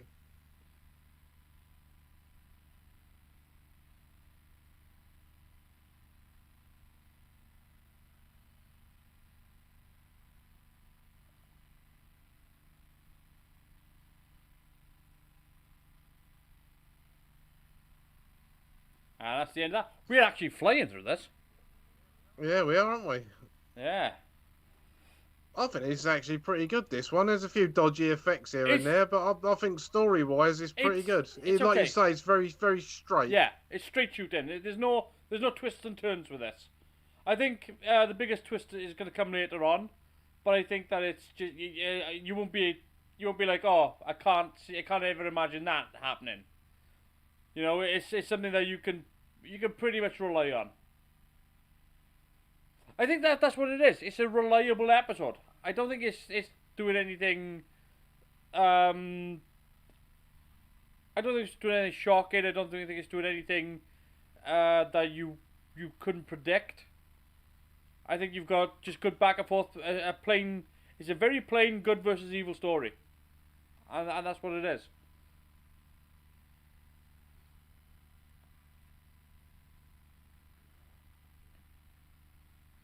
Like the next episode, not in Colin Space. I mean the next story, Demons, is one of the ones whereby it's the sort of story that I tend to look at as going, this set the mold for the very thing I don't like. Right. Okay. So yeah. It's nothing unsophisticated really, or anything brilliant or revelatory. It's just the fact that I just in Doctor Who I don't like it when they try to do a story that's about a supernatural entity, and then they palm it off as aliens. That's all it is. I never like that. If you're gonna do supernatural, do supernatural.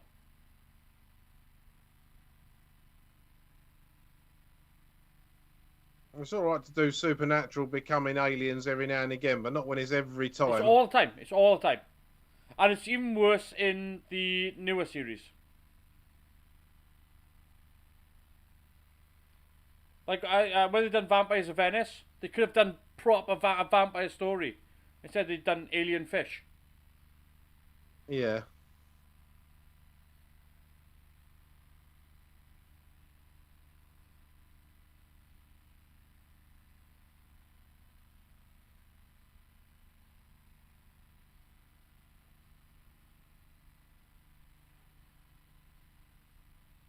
Yeah, I quite like those gun props. They're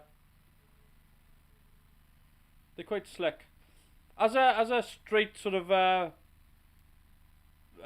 cheap market futuristic gun, I think they work well.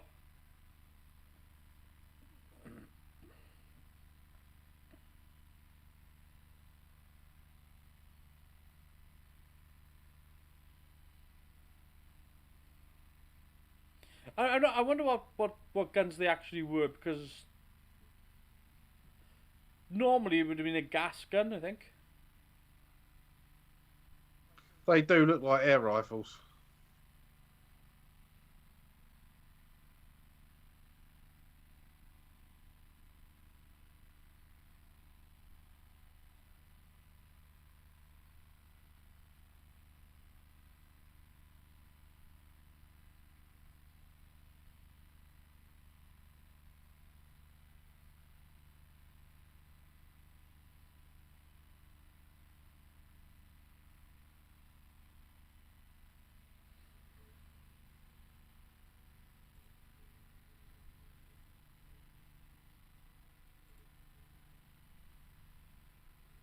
So yeah.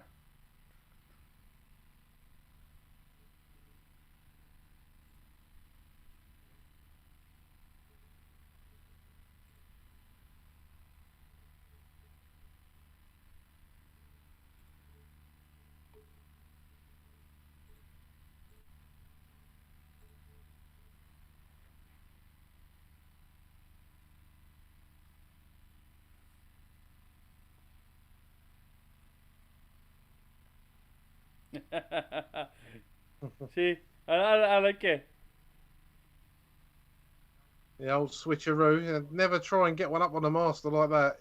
Not unless you're already bulletproof. Again, that's what I like with Delgado's master, is the fact that he is a step ahead, and you've got to be for a villain, like particularly like the master.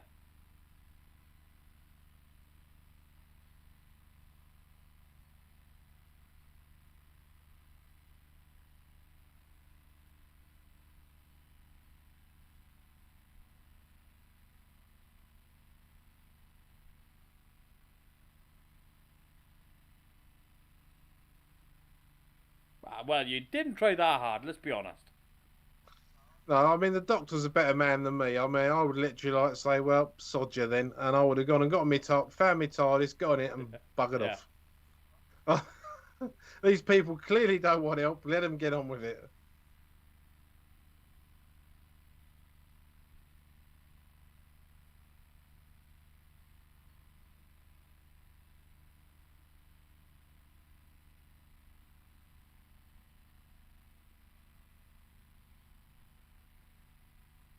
A little bit of long-term storytelling.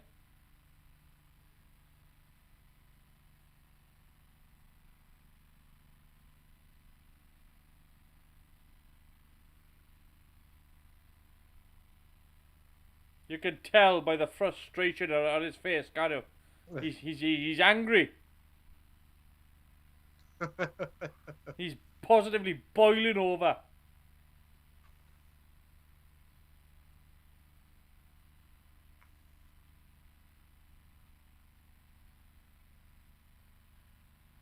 Yes, yes, let out your fury.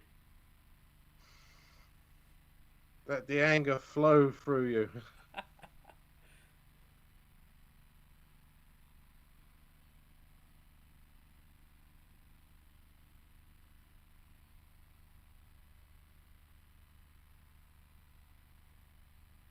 Yeah, look at the panic on his face.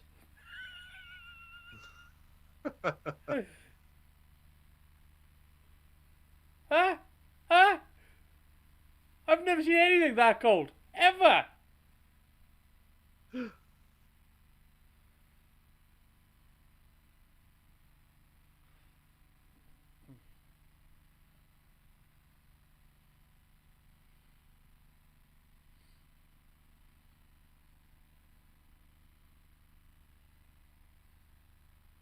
He has played cold very Oh, well, though, unbelievable. His house must be a scream at Christmas. I bought you this. Oh, thanks very Yeah. much. It's just what I always wanted. Brilliant. Flow of emotions.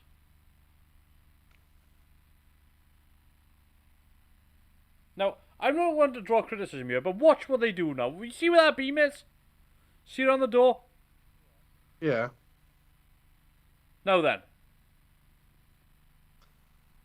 They've got a bit of wiggle room there, haven't they? Well, I'm just thinking surely stepping over it would have been a lot better.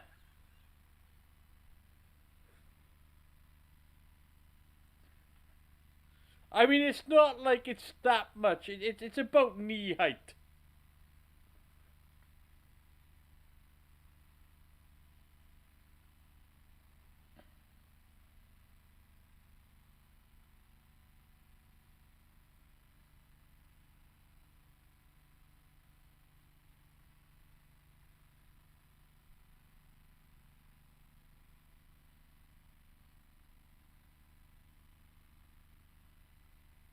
I don't know if you can have a parking orbit. I think they mean like, parabolic orbit. Maintain standard orbit. Yeah, I don't know if you can have a park in orbit, like.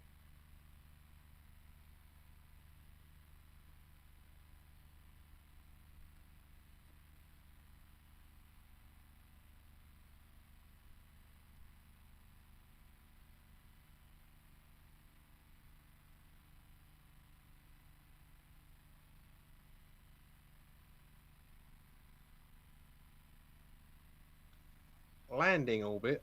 Isn't that just not landing? Yeah, it's technically that's crashing.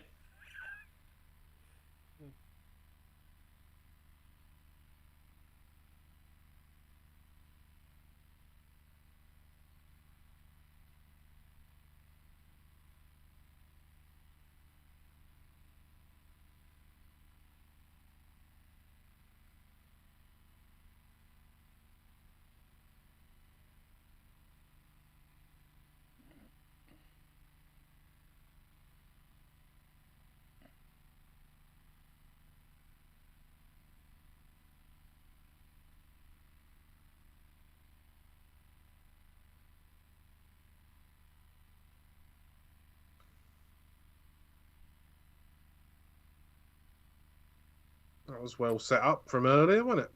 Yeah.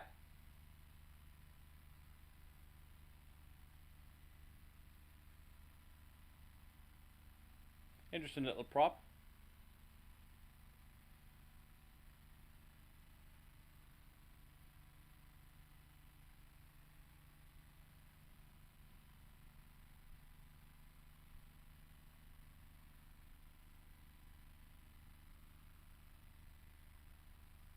Joe, you thick idiot. Oh dear. Remember why we had to That's not. crawl in on our backs? It looked like your front room, that It, did, it, there. it's not as dense. It's nowhere near as dense. I literally, when I was standing up in that fog, I had my hands by my side. I couldn't see them. It definitely looked the part. Oh, I can't wait to crack on with it. It's gonna be. I think it's gonna be good.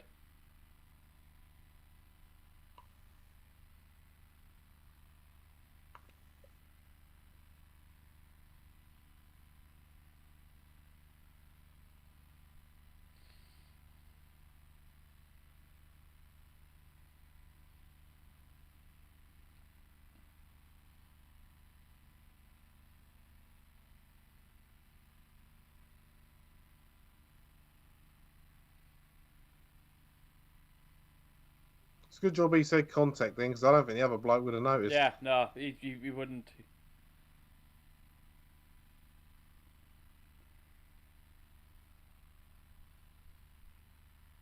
He would have noticed. He just wouldn't have cared.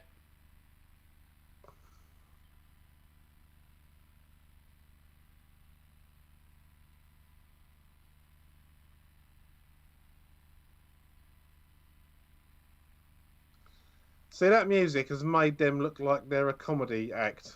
Yeah, yeah, exactly. That was a bad bit of incidental music. It wasn't the best. It was almost Red Dwarfish.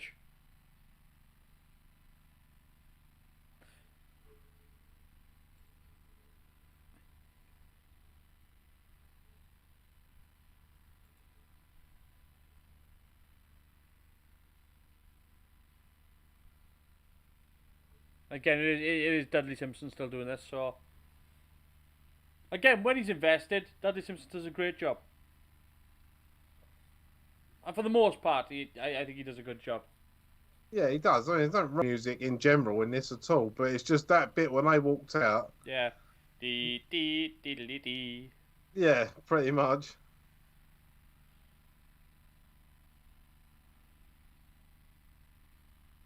There's a laugh. He tried to knock him out with helium.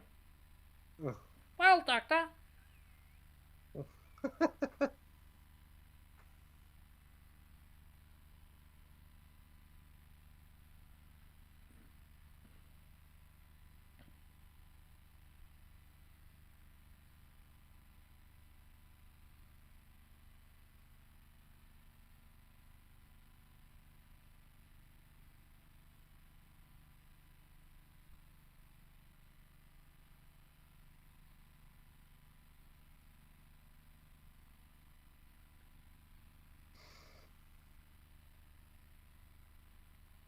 It could be. The music could always be worse. It could always be the death of the Dalek score.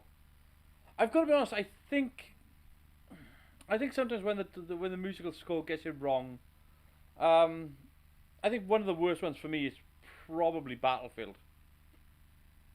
I think that's one of the worst ones for music because it's a guy on his synthesizer and he does this jazz pop music and it's just not the scene. It's pretty bad. Yeah, I seem to remember we discussed that when we watched that one. Yeah, yeah, probably. And again, the jazz harpsichord from a few episodes ago with Liz Shaw being chased. That didn't work either. There's Yeah, and there was that one I overdubbed with the professionals in Ambassadors yeah, of Death. Yeah. In fact, the jazz harpsichord was yes, Ambassadors of yeah. Death, wasn't it?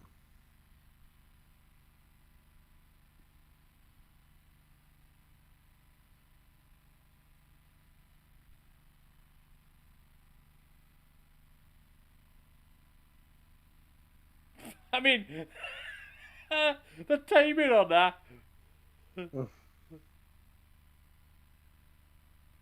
It's okay, we'll keep our eyes open.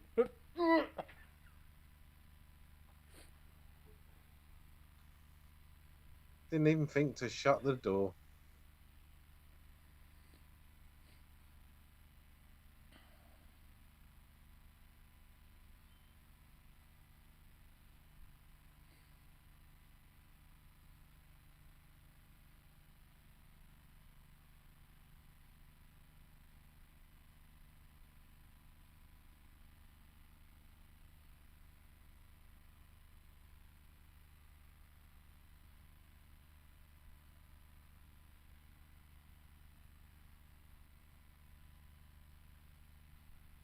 He should have shook his fist when he said that. You'll find out. Yeah, he's a bit of a camp guard there.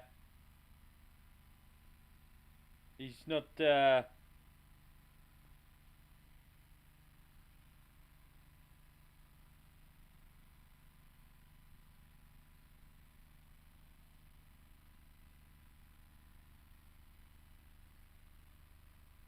Remember how you said wouldn't need our guns? Well, we're screwed. Thanks a lot, Ash.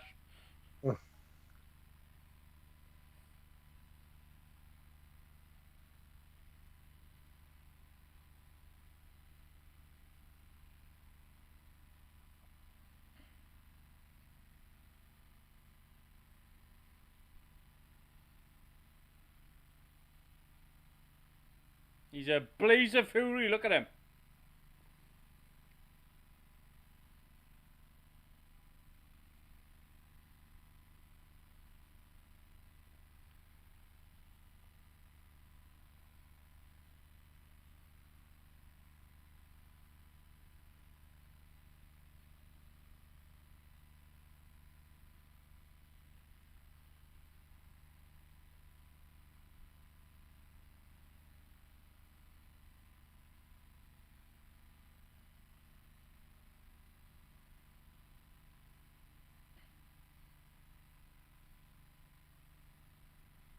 It's not going well on either front at the No, moment, is it? no.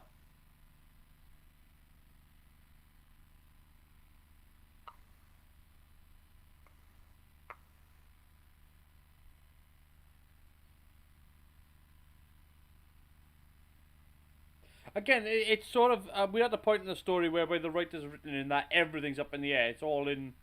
It's all going against the good guys. Well, it has to get worse before it gets better. Oh yeah, normally yeah, in these sort of stories. yeah. But I like the fact that what they hit was sort of a hope spot in the story, and now that's been trashed, and now they're at a point now whereby that a really low lull where everything's, you know, all the good guys are in peril. Because before, if you look at how we started, it was first the Doctor, then it was Joe, now it's the colonists, and then now it's Joe, the Doctor, and the colonists. So it's everybody. It's all bottomed out.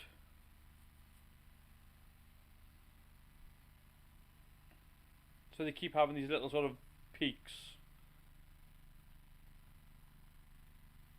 Oh, What happened there? I just seen it. It just flinched. Yeah.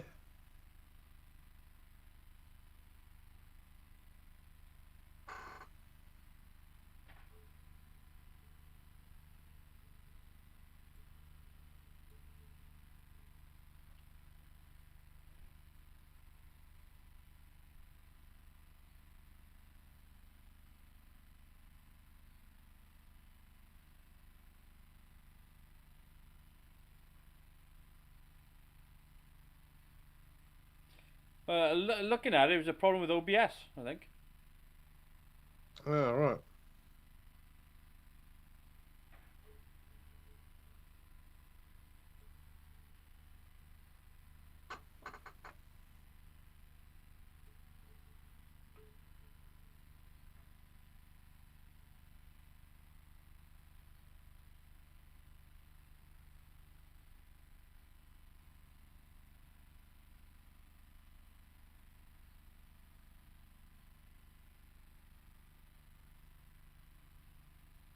I tell you what, I do like the fact that you got John Ringham, who's actually got this sort of traditional stage actor fire playing against Morris Perry's Dent.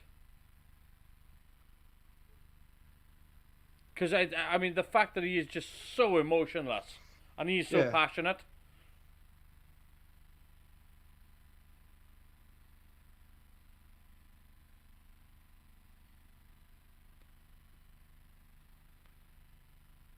Like there's no, he does no, there's no care at all.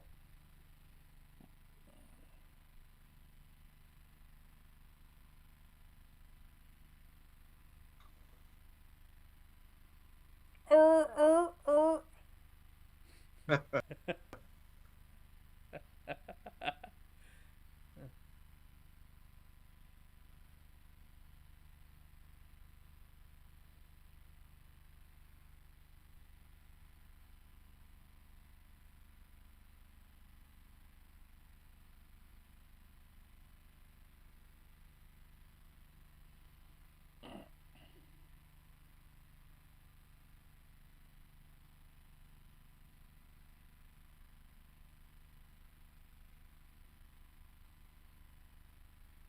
Doctor's life would have been a lot better if he'd have just not said anything then. It could have been.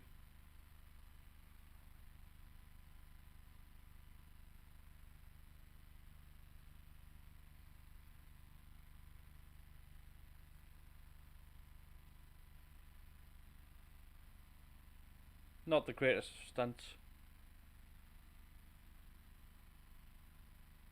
No, but effective for what it was. It was a guy falling on a sand dune.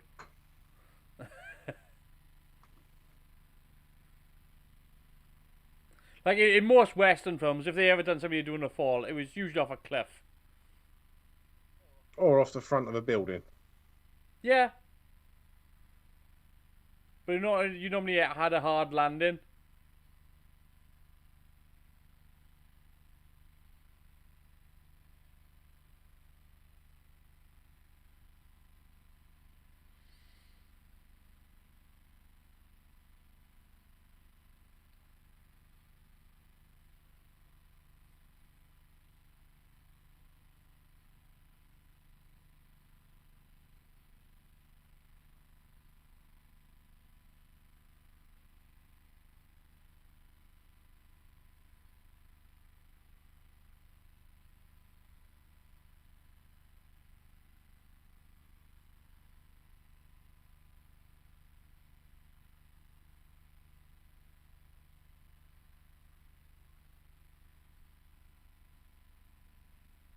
I mean, you know, it's possible. I mean, she seems fairly convinced.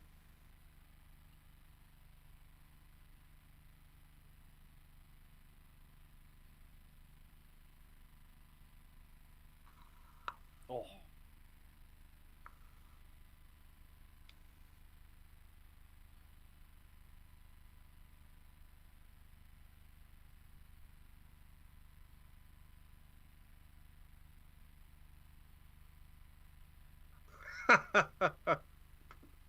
It might blow up. Let's keep out of the way of that one then. Yep, that's the attitude. Let's make sure we're at a safe distance.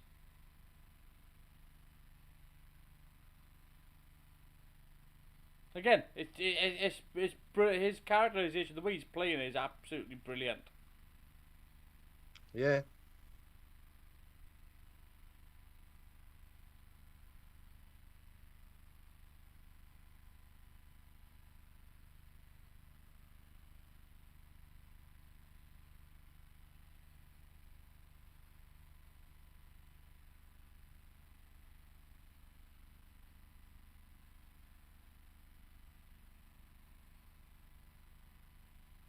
Now, I don't want to draw small criticism here, but they knew the camera was going to focus on that area, so you'd have thought they would address the studio floor a little better.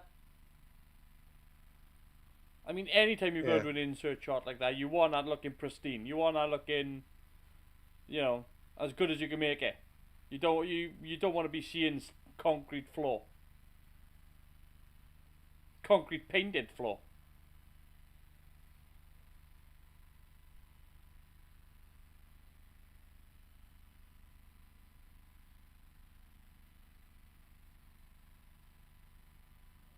Well, that's a cliffhanger and a half, that one, isn't it? Yeah. The fight is the slow. That's the mark of a good baddie, though. They never do it quick and get it out of the way. It does annoy me in times when they're playing it for the cliffhanger, because you just think if you were there, you just straight punch, just knock them out. it's Yeah. not hard.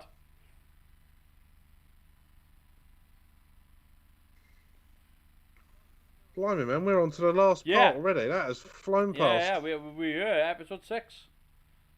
And again, if it weren't for my BT problems from last week, which still leaves me tamping, we would have actually done this last week on the anniversary.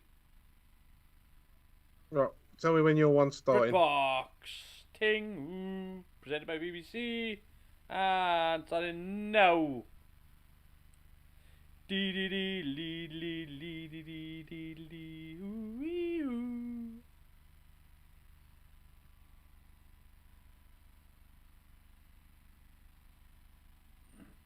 Like I said, it's not that this Colony in Space is a bad story. It's just it's a frontier story. It's very much just Western America versus, colonizing Western America and natives, and it's very cowboys and Indians type story. California Gold Rush type story.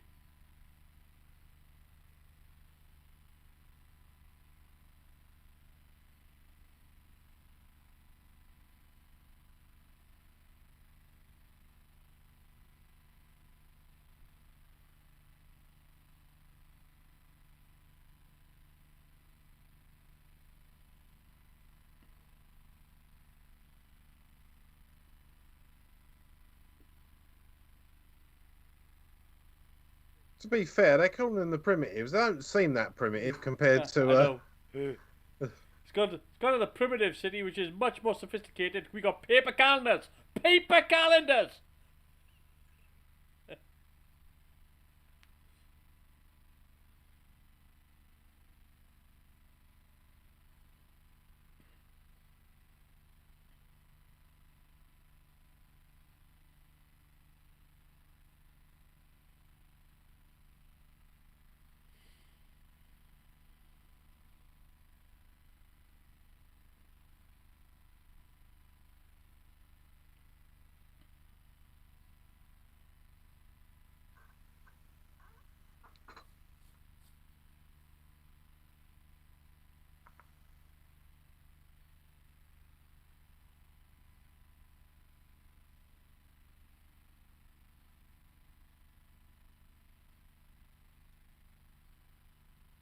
No, I mean, this is part of what I like with the relationship, particularly with Pertwee and Delgado, is the fact that they're clearly on opposite sides, but they both respect each other's intelligence. Yeah. And I tend to find that missing later on.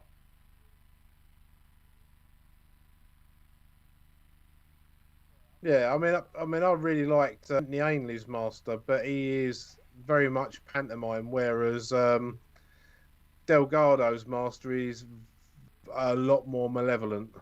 Yeah, but it doesn't really come up. Even after I think the closest one is probably, I don't know. I'm not expecting you to say Eric Roberts. Derek Jacobi, before he becomes the master.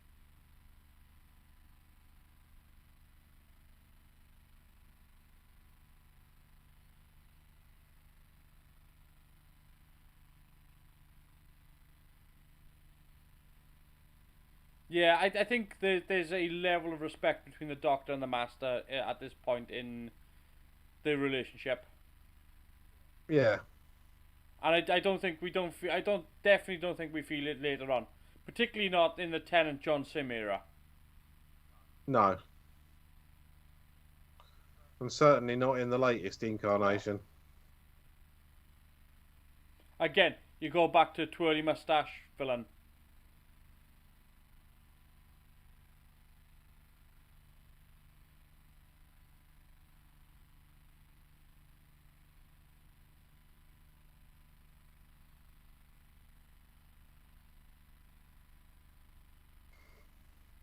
I mean, I think that what I would do with the Master is go back to the whole primitive Professor Moriarty relationship. That's what I would do. Yeah, he does work better as a equal to the Doctor. Oh, again, I he mean, should always be more than an equal. He should always be better than the Master should always be cleverer and better than the Doctor. yeah, when you look at the John Sim incarnation, Michelle Gomez, and the latest one, is it Sasha Dewan or whatever? Yeah, They're not. They're they seem intellectually weaker than the Doctor, yeah, so they're not even and on a and par with, let alone the cleverer. the Then lunatics as well. They after they're trying to execute their plans for not just their own gain, but it's just like a revenge plot. There's yeah, no real thought behind it.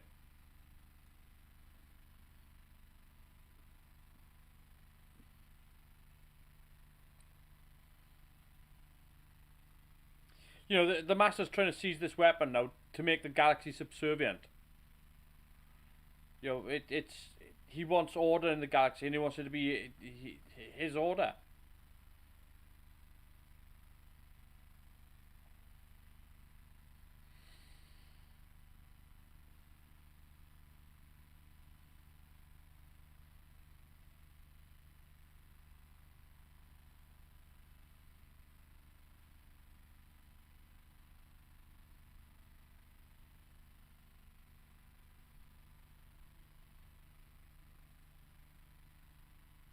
I love that sound.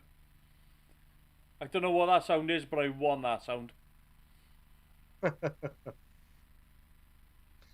yeah, that'd be an interesting Google search, that one. Yeah.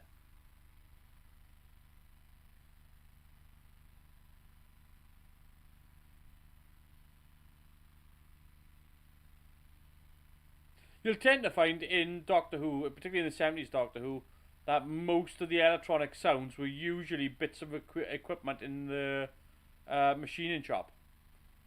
All the hums and everything were usually generators or saws or something like that.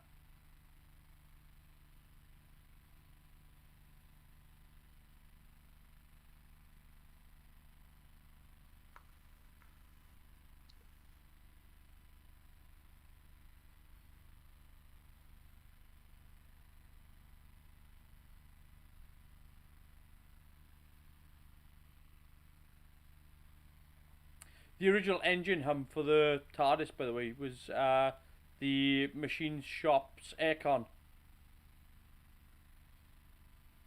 And they literally did nothing to it. They just turned it on and just recorded it.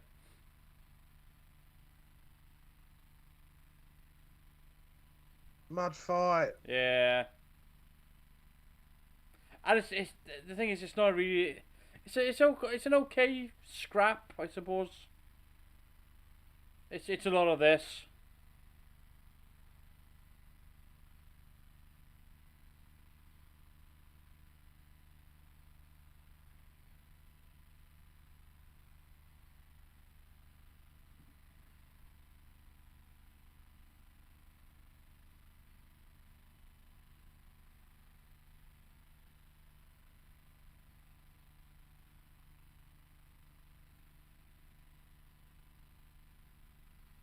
That's the worst punch I've ever seen thrown. Like, I don't know what you'd call that. No, but at least it looks like they were getting knackered while Oh fighting yeah, rather than just. but that looked like the weakest punch ever. I was just like, Uh, it looked like he hit him with his thumb.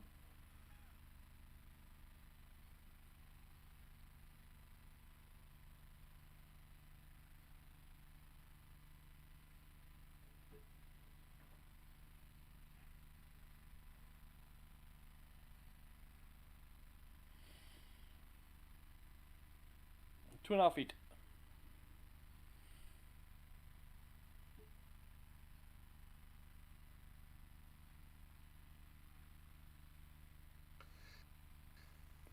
Do you think he's possibly descendant of Zuckerberg? Well, clearly he's overjoyed, but there, obviously Hmm. he's winning.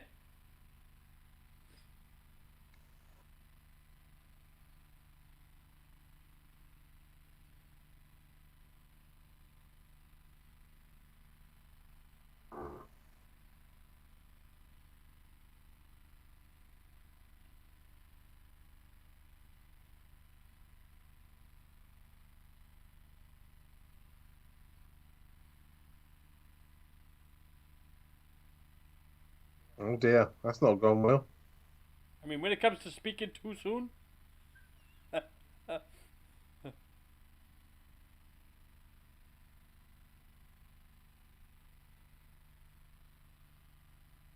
I mean, he feels like crap now, doesn't he? Like Oh yeah. completely.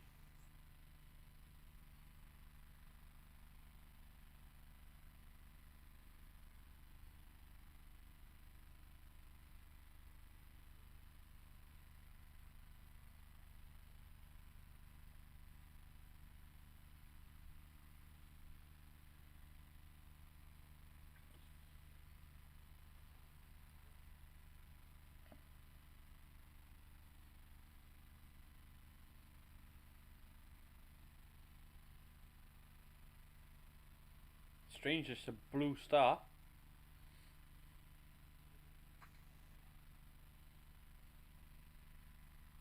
Jesus, where are they with their number? 10,000 million years. He stopped making up numbers. Well, it's not made up. It's just long form. That ship comes with a free jelly by the looks of it as well.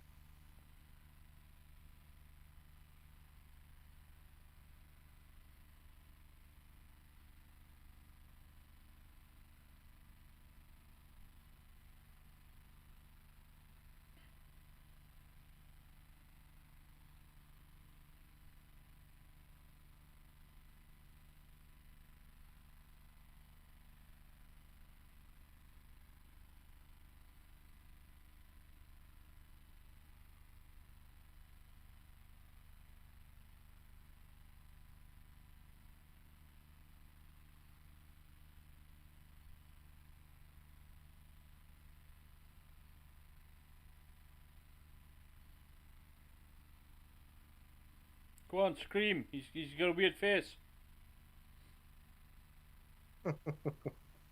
It's bad in it though, when she just when she screams at somebody just because they're not pretty, like.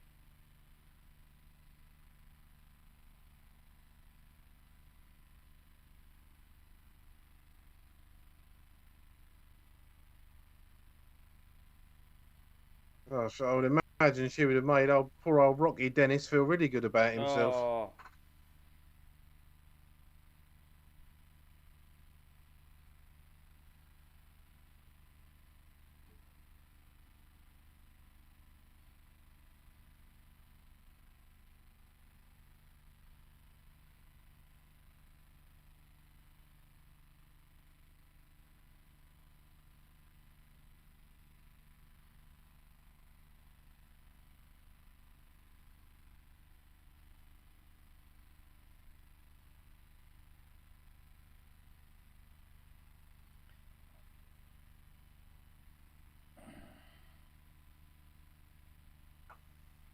You probably should have taken that I off. mean, it's a part of the Master's character, but you never really realise what the Master's really trying to do because he never gets to it. No, but you do get the idea. It's probably not going to be very good for But you everybody. don't know. You actually don't know because what does the Master ruling anything look like? We've never seen a planet ruled by the Master. No, this is true. There's a Doctor Who story right there. When you put the Master in charge, Yeah. he makes the Doctor turn into a house elf and puts him in a budgie cage. Yeah, short term. Oh yeah, as long as everyone can pray and do magic to make him better.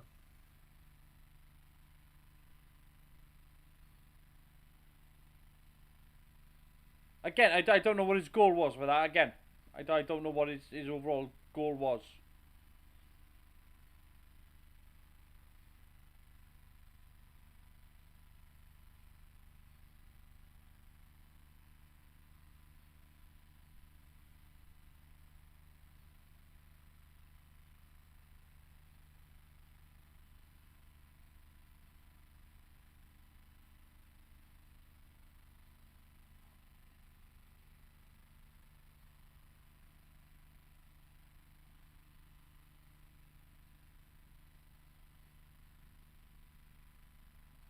And It's the return of Rimmer. like, you don't want to know. What is it? It's Rimmer, it's Arnold Rimmer.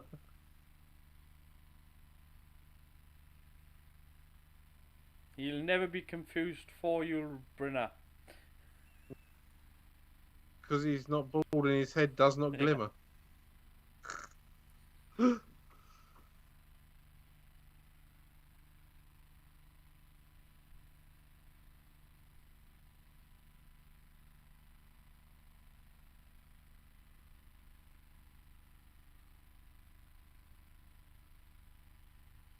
the mass actually split in there. There's a big split forming under the chin. Good job it's the last episode, then, eh? Yeah.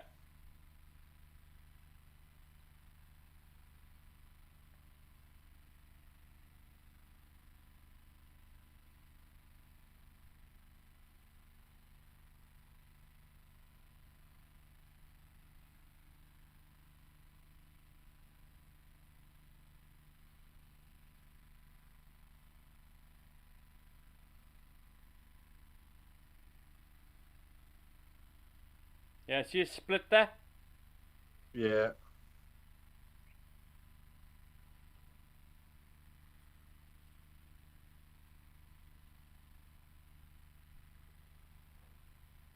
But also not for a very long time, because clearly you could have done this at any point.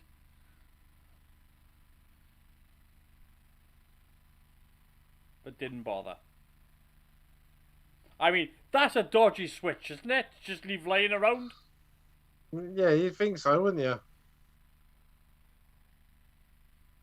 Like, that should be shielded, surely, in a box somewhere. Requiring a key at least. That's not the best effect ever, is it? No.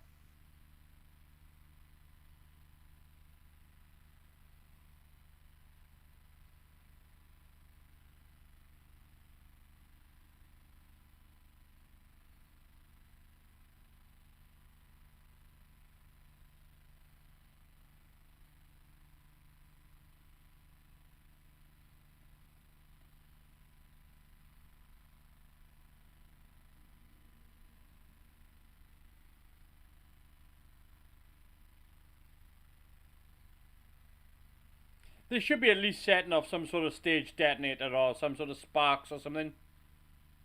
There should be things blowing up, falling down, dust, debris, that sort of stuff.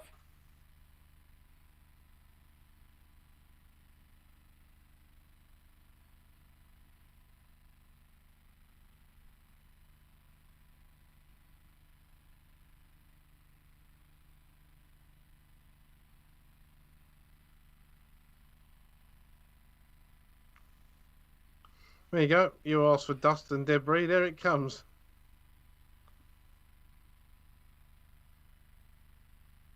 Get on up, get up, get on up.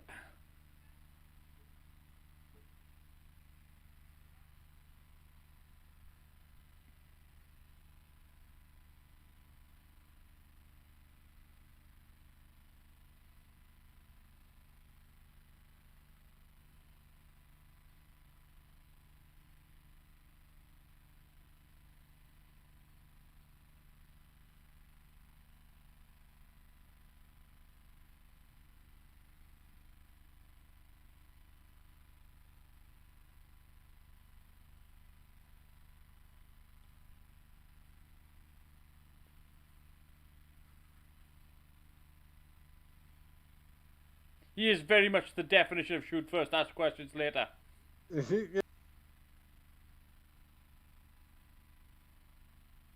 Oh, I like that him as a classic, character. that classic Western Ricochet sound always makes me smile.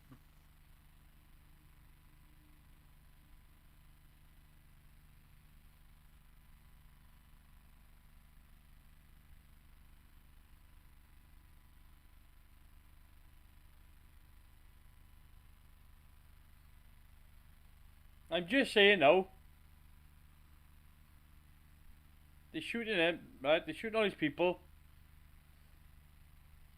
Some of them are unarmed.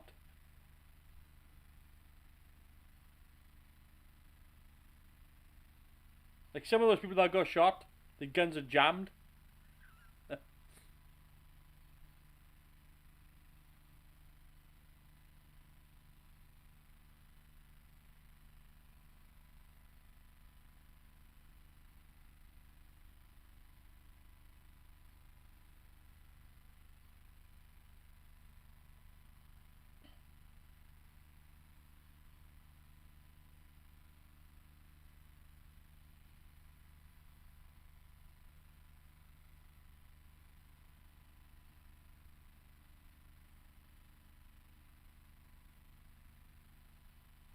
You would have thought it would have taken off the way it landed, Yeah, wouldn't you? you would have, yeah, but no.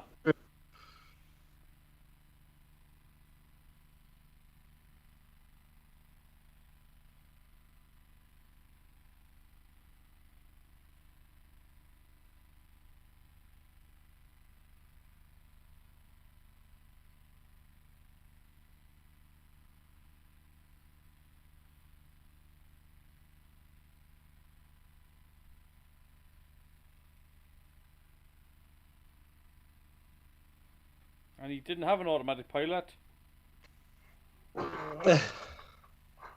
Sometimes you just have to make the sacrifice, mate, and be on the ship. Ash is to ashes. Yes, literally, in fact.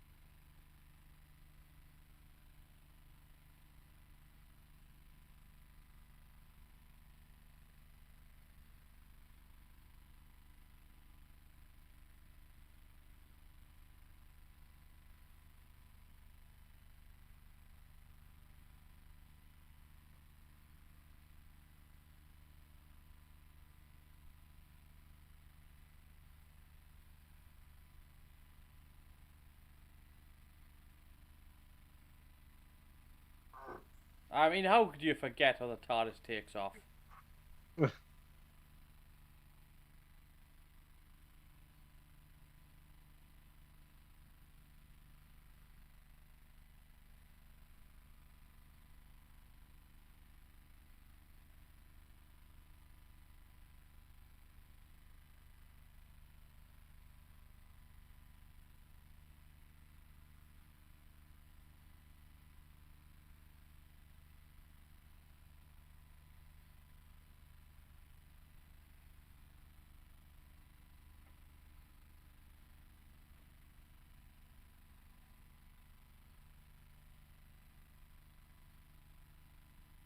Always time to have a dig at the brig.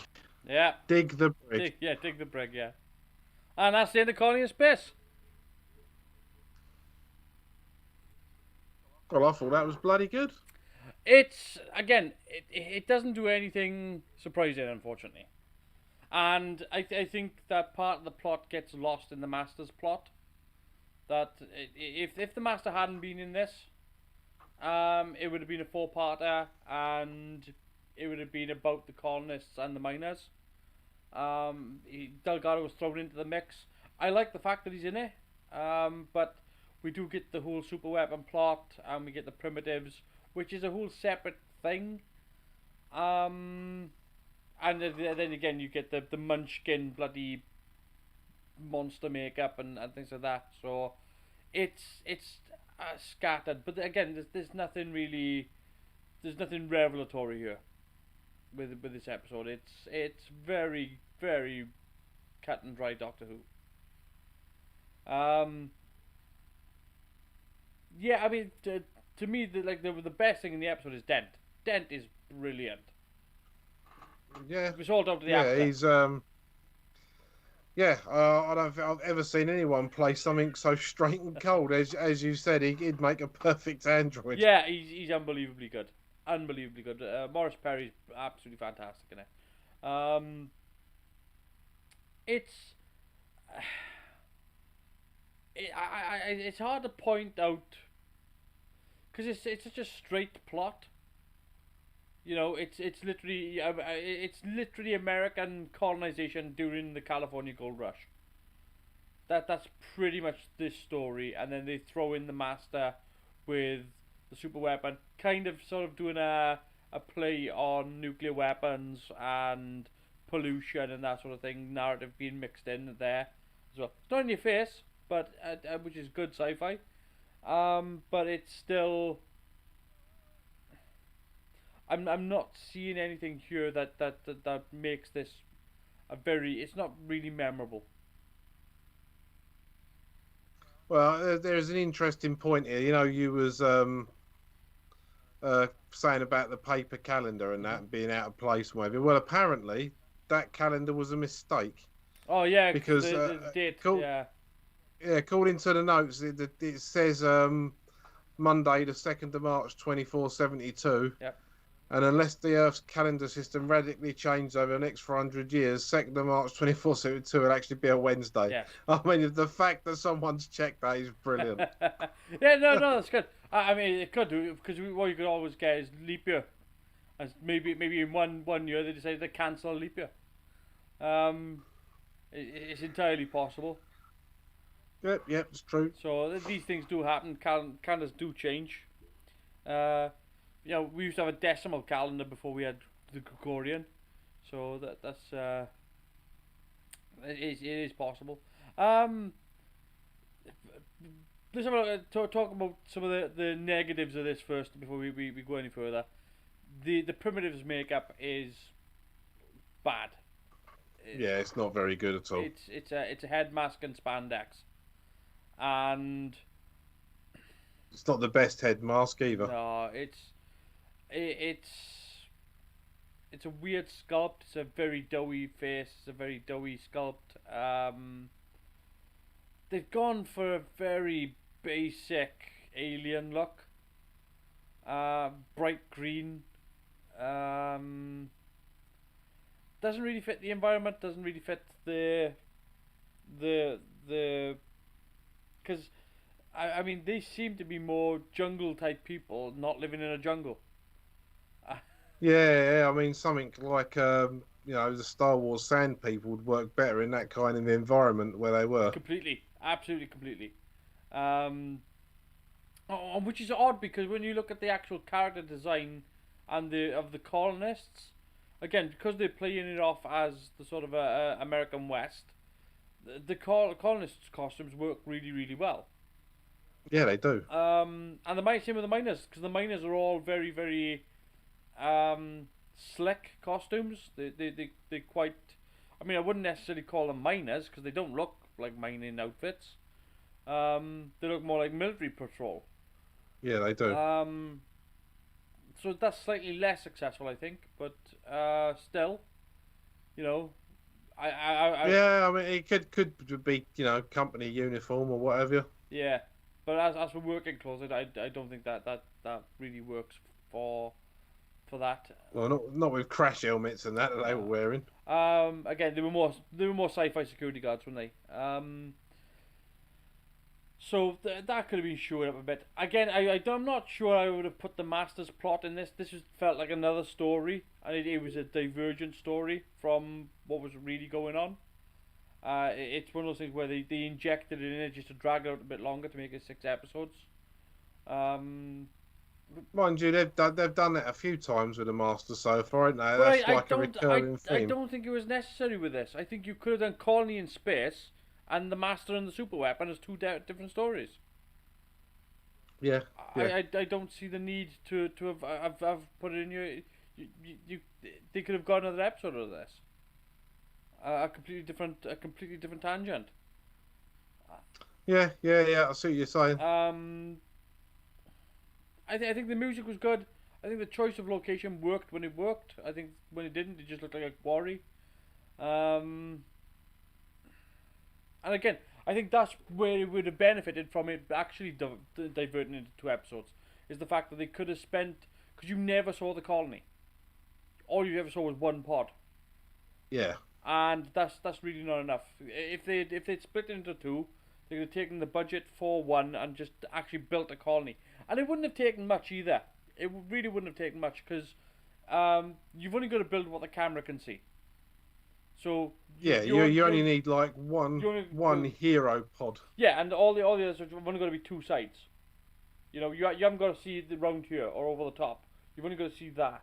So and sometimes you can tents, extra tents in the background just to fill space. Would have nothing cheap. Um, it wouldn't have been very. I mean, to be talking about canvas and wood here, we're not talking about concrete and fiberglass or anything like that. You just literally fill in a backstage. You can do it with like literally the way we would do it on stage in theatre is how they could have done it there, which is just you make a wooden frame, you stretch some canvas over it, you paint it to look like bricks, and then you put it on, and it's literally that, and you put it in the Yeah, background, and by the time you've gone 30, 40 feet away from the camera can't tell, and they could have done it a lot more. They could have made it a lot bigger, a lot more grandiose, and it would have looked a hell of a lot more convincing. And particularly when you got rubbish stuff like those robots as well. Those things. Again, another part of the plot that gets forgotten about. It just drops off. Um, it's a decent story that should have been resolved sooner. It does require the master to get involved to make this 6 parts, because without that involvement, this would have been a drudge. You know, it, yeah. um, Well, I mean, Locosa's left a couple of comments. sorry about that. Some luck. That's all right. That's why I'm here. In my opinion, it's a pretty forgettable episode. While I doubt this is the case, it feels like the master brought into it to try to save the story. Yeah, very average, 5 out of 10 for me. At least the introduction wasn't a blatant attempt to extend the story as an addition to the Sontarans in the Invasion of Time. Um, it's not that. It's just the fact that I feel like the super weapon story is a separate thing. The master and the super weapon to me is a completely different story, and you get that Munchkin alien, and you've got this whole the primitives have descended, and that's a weird thing to do as well.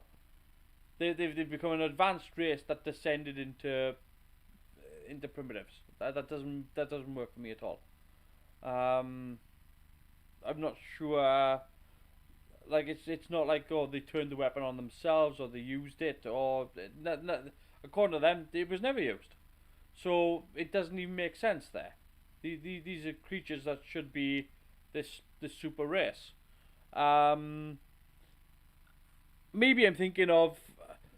I mean, it's potentially I'm thinking of something very similar to Arena in Star Trek, where you're Kirk versus the Gorn type of situation, where it's being played out as you've got these like godlike creatures looking down, type of situation, which I would have thought this might have worked well in that sort of environment, to have had this sort of almost judge over everything, even though you've got this sort of Munchkin judge type character in there. Um, there was no sort of demonstration of power. The biggest demonstration Yeah. of power was making a wand disappear.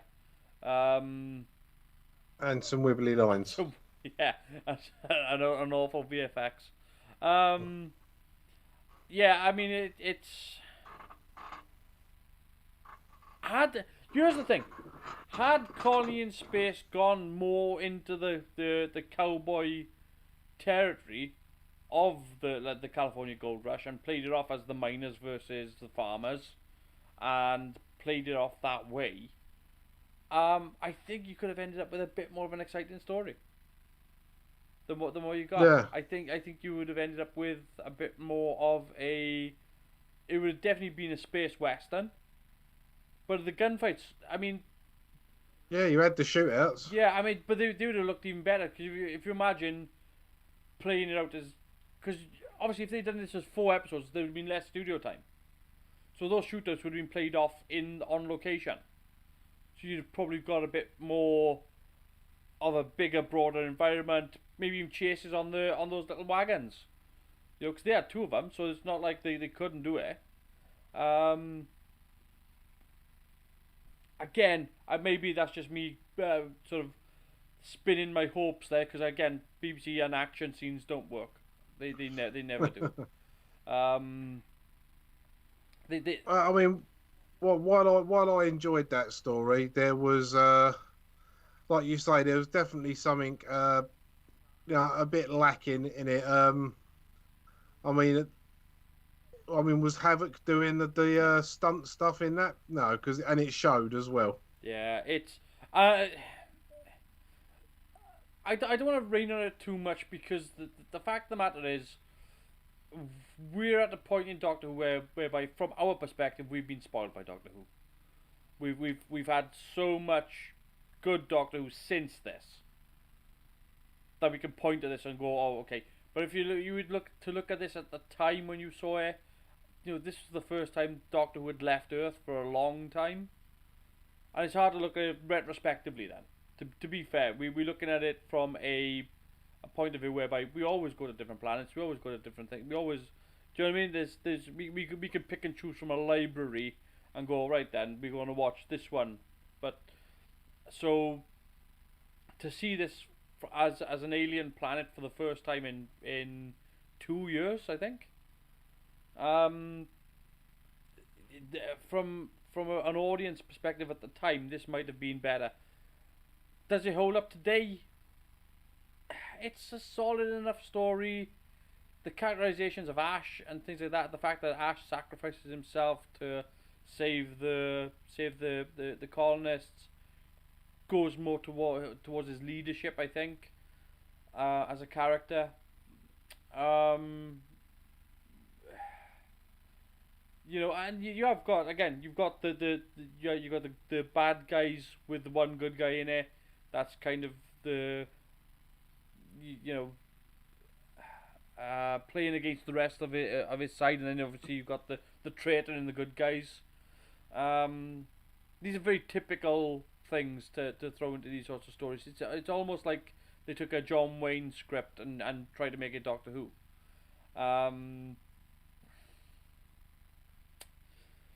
Positives about this. Let's look at what's good about Colony in Space. We finally get to leave Earth. That's a plus. That is a big plus, yeah. Jo Grant, I thought, was relatively useful in this.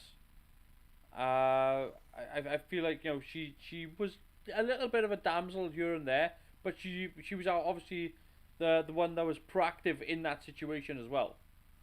She wasn't just accepting of the situation. She was like, you know, no, we need to do something about this. Which is obviously, again, it's another bit of good character writing by Malcolm Hulke. In fact, I'd go as far as to say, you know, pretty much everyone in this, you know, they like we've said so many times before, they got behind what they was doing and tried their damned hardest to make it believable. Yeah. And I think that it is quite a throwaway story, as you say, a western. And you know, I do think possibly the master bit was tacked on to stretch it to 6 episodes. But the fact that they gave it their all, I think lifts it up from being something that would have been a lot more crap if it had had a load of people just acting by numbers. You know, you had like Pertwee with all his gadgets and his props and that. Dent was absolutely superb.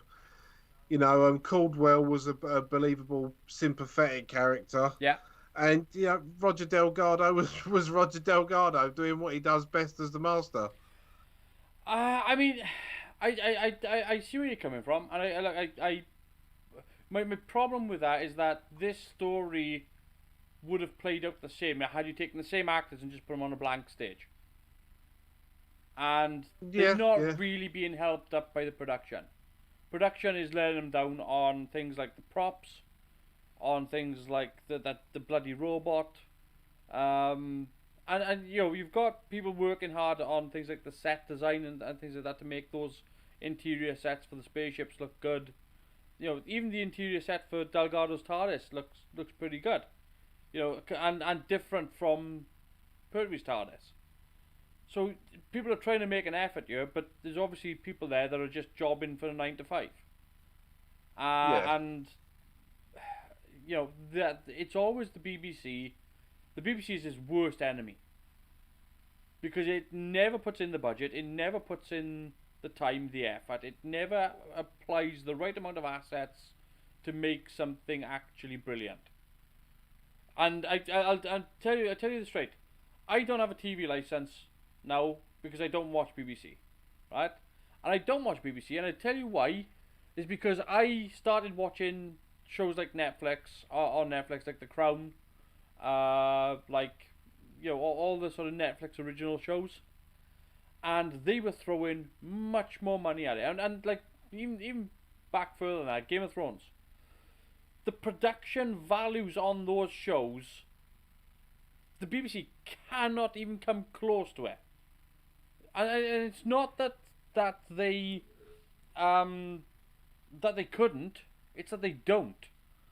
And one of the reasons why I cancelled my TV license was I realised how much money they're making, and how cheap they're making a show for.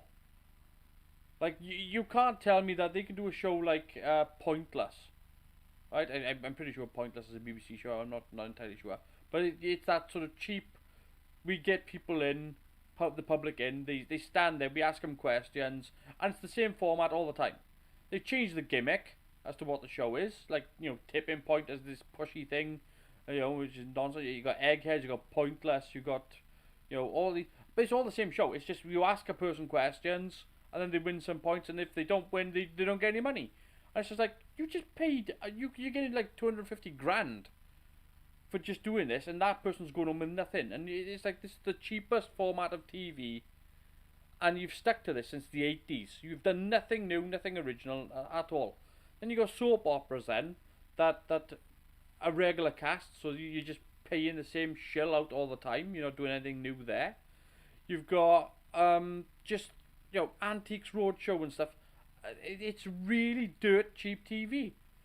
I've seen better production values from people making YouTube videos than I have on BBC. And when it comes to that, when you see something that is genuinely of quality, like I said, you watch The Crown. Holy crap, the level of production values on that is unbelievable. Just unbelievable.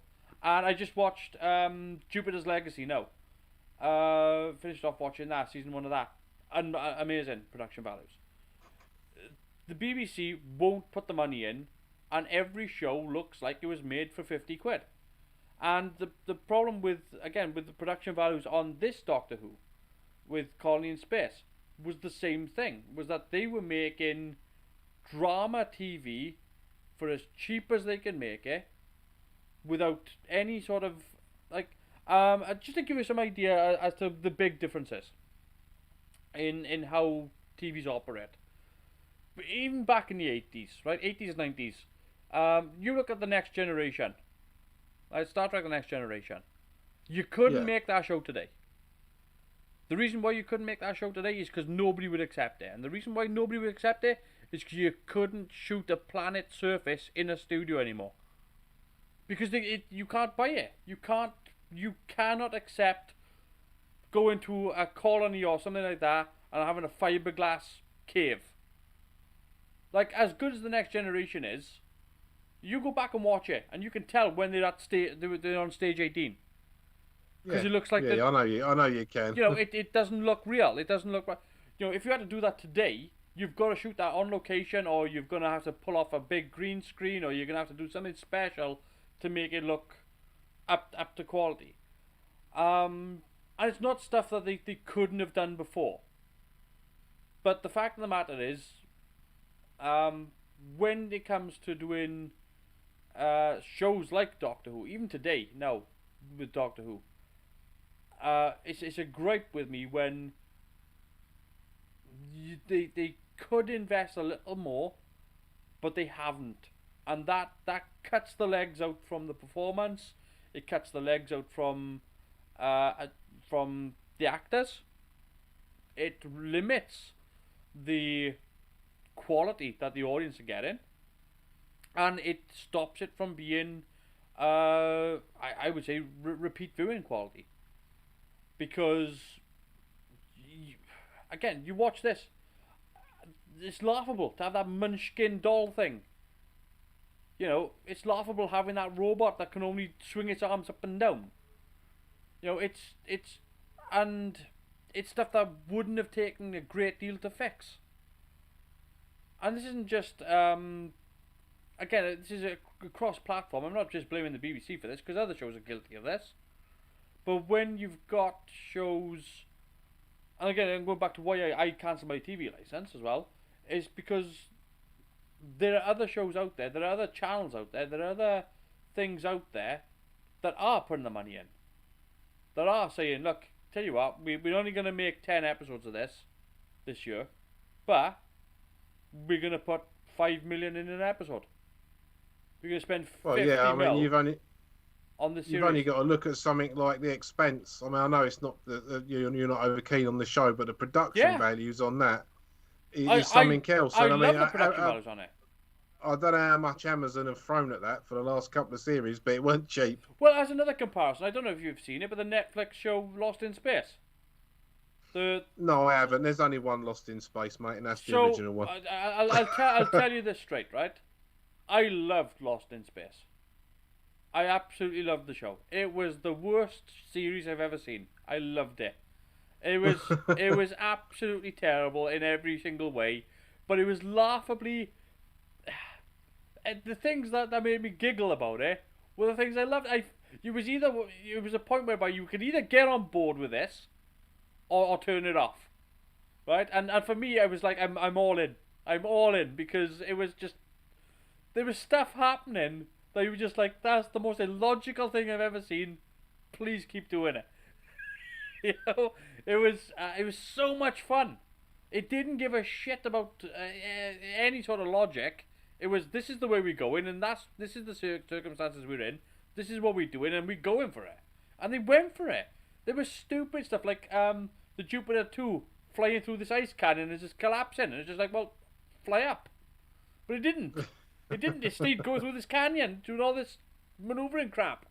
It was just like dodging falling blocks of ice and everything, and it was just like, if you flew up 50 feet, you'd be fine. But no.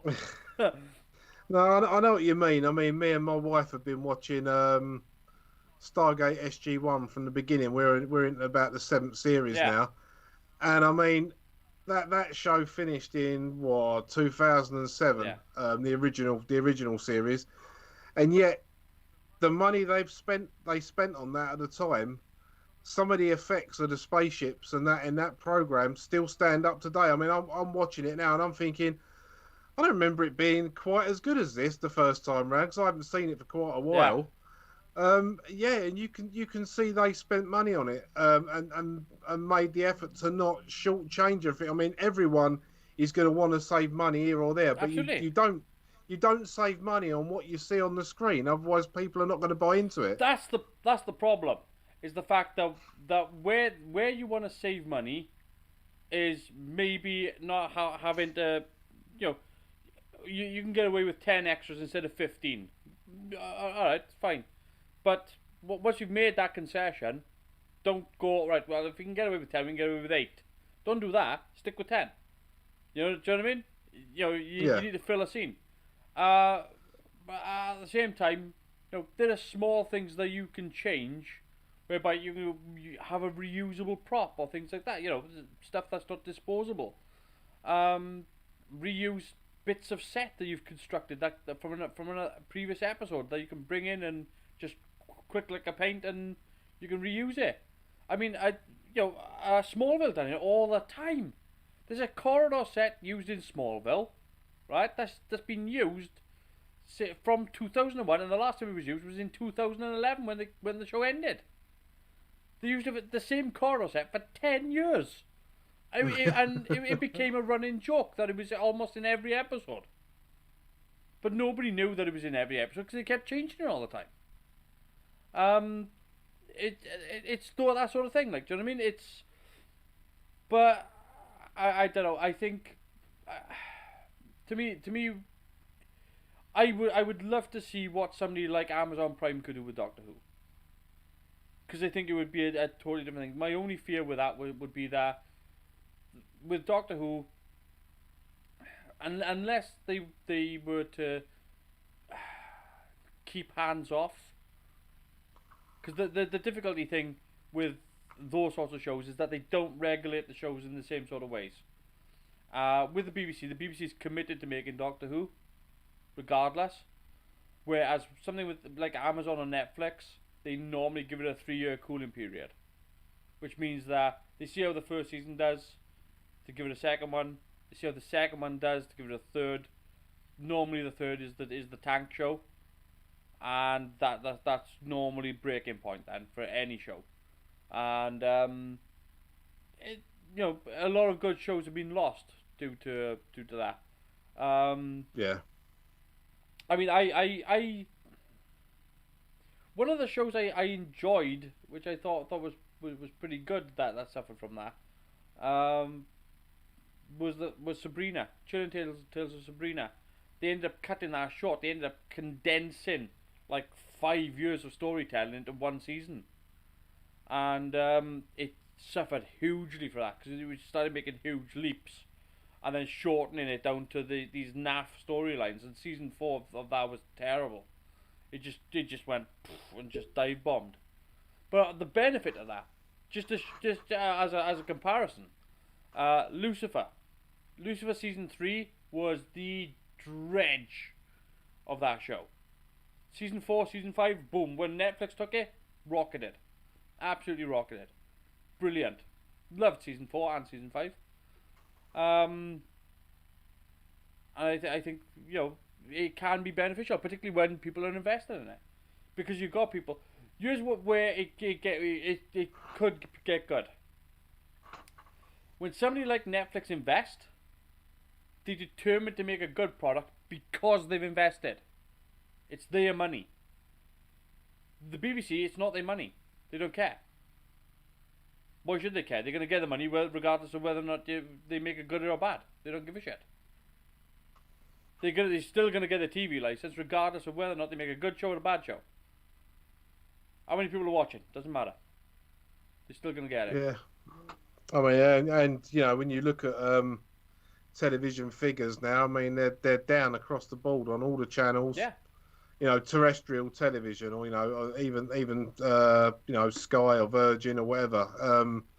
It's down because people are turning to YouTube and Netflix and that, because even though you can record on these boxes, people are not worried about doing that because there's better shows being made on Amazon, Netflix, Disney, Hulu, all these online things.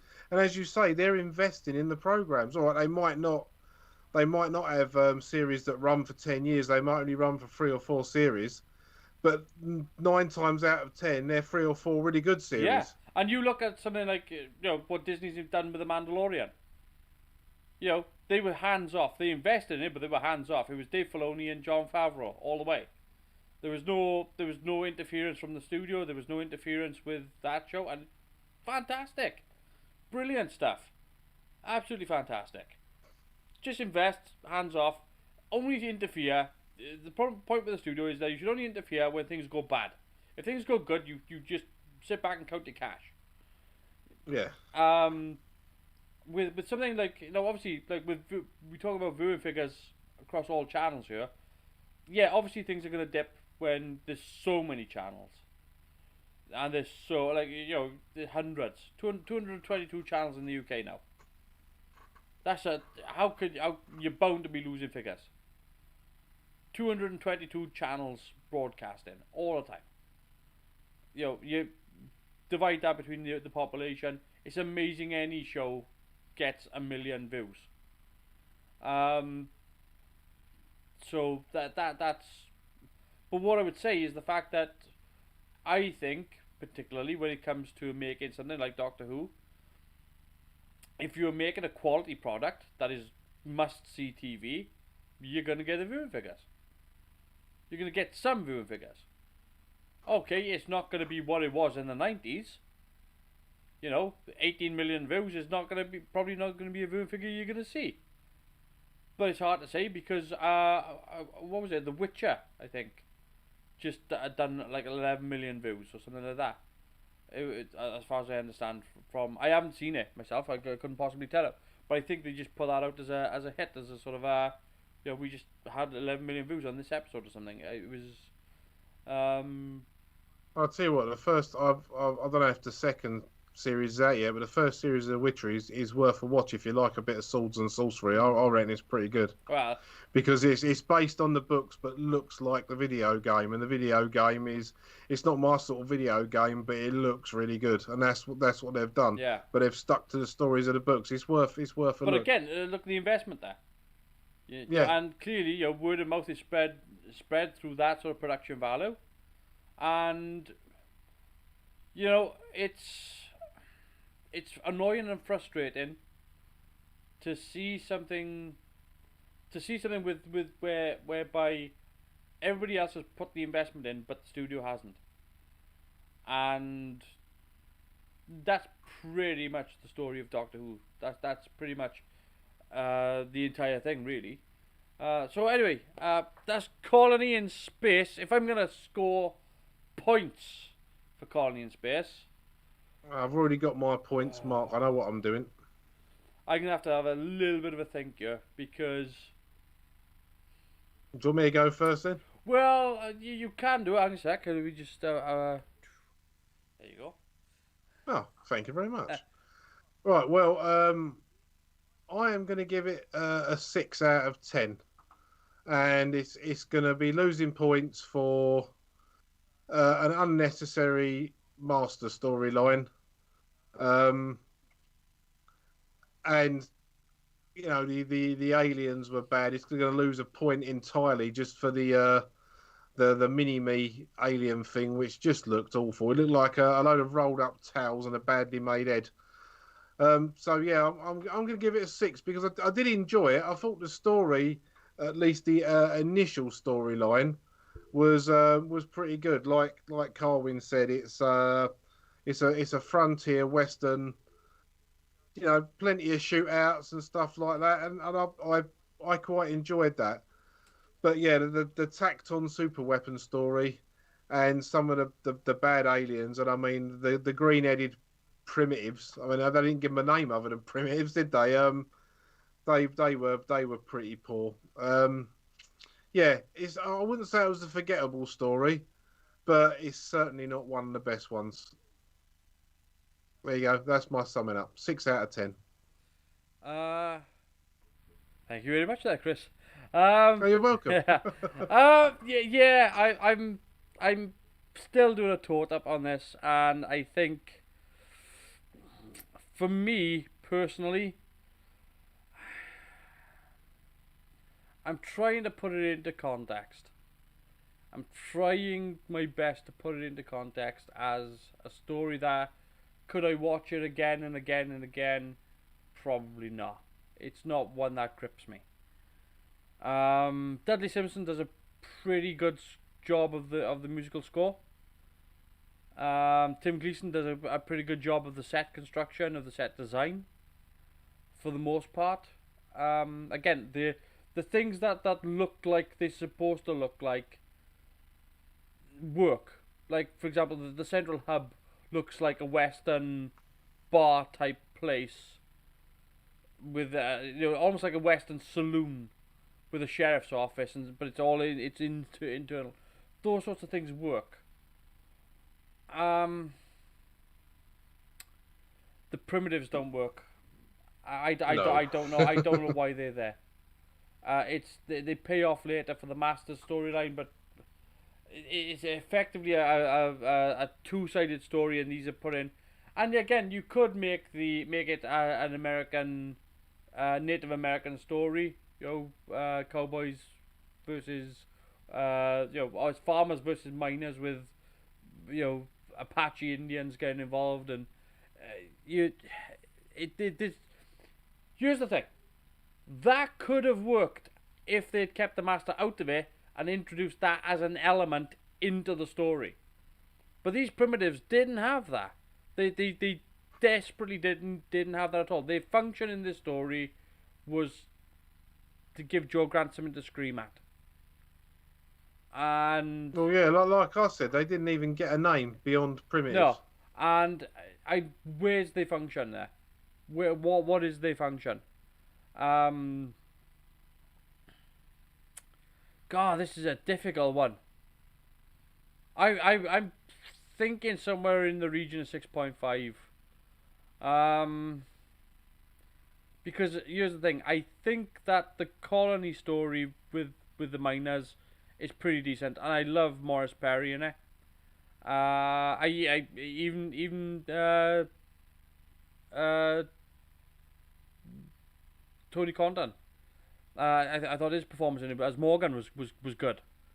Because I think he made a good hard man. He made a good bully. But it's difficult to get over the Munchkin. Very. It's difficult to get over the dough faces.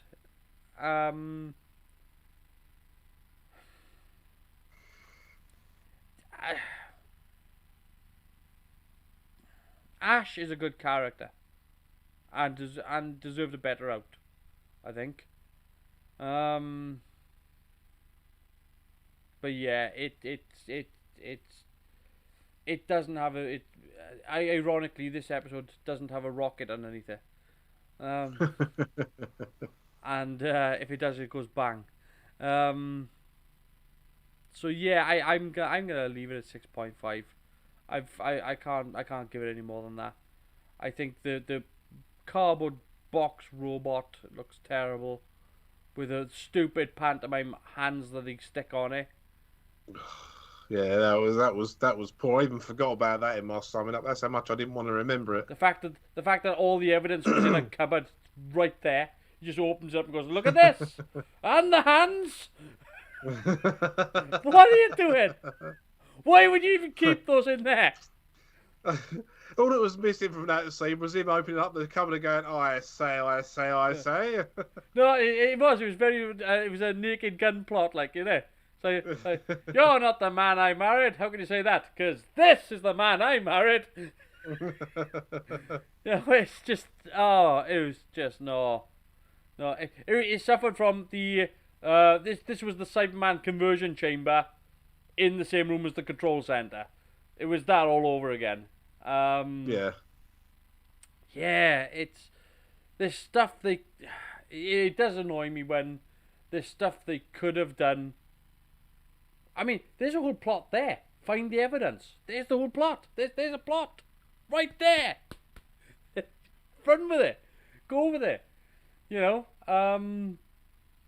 particularly when you've introduced the Master as the adjudicator as well. Because if you're going to do that, he says, "Well, where's the evidence?"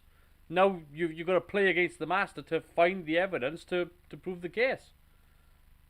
But then obviously then they don't use the Master for that, and then that's a forgotten storyline. And he's only just like, "Oh, he's an imposter." We know he's an imposter, but you shouldn't. Yeah, do something with it. You shouldn't just like out him. He needs to be caught out. I will say this: Morgan doesn't get a comeuppance. he just gets shot, and it's not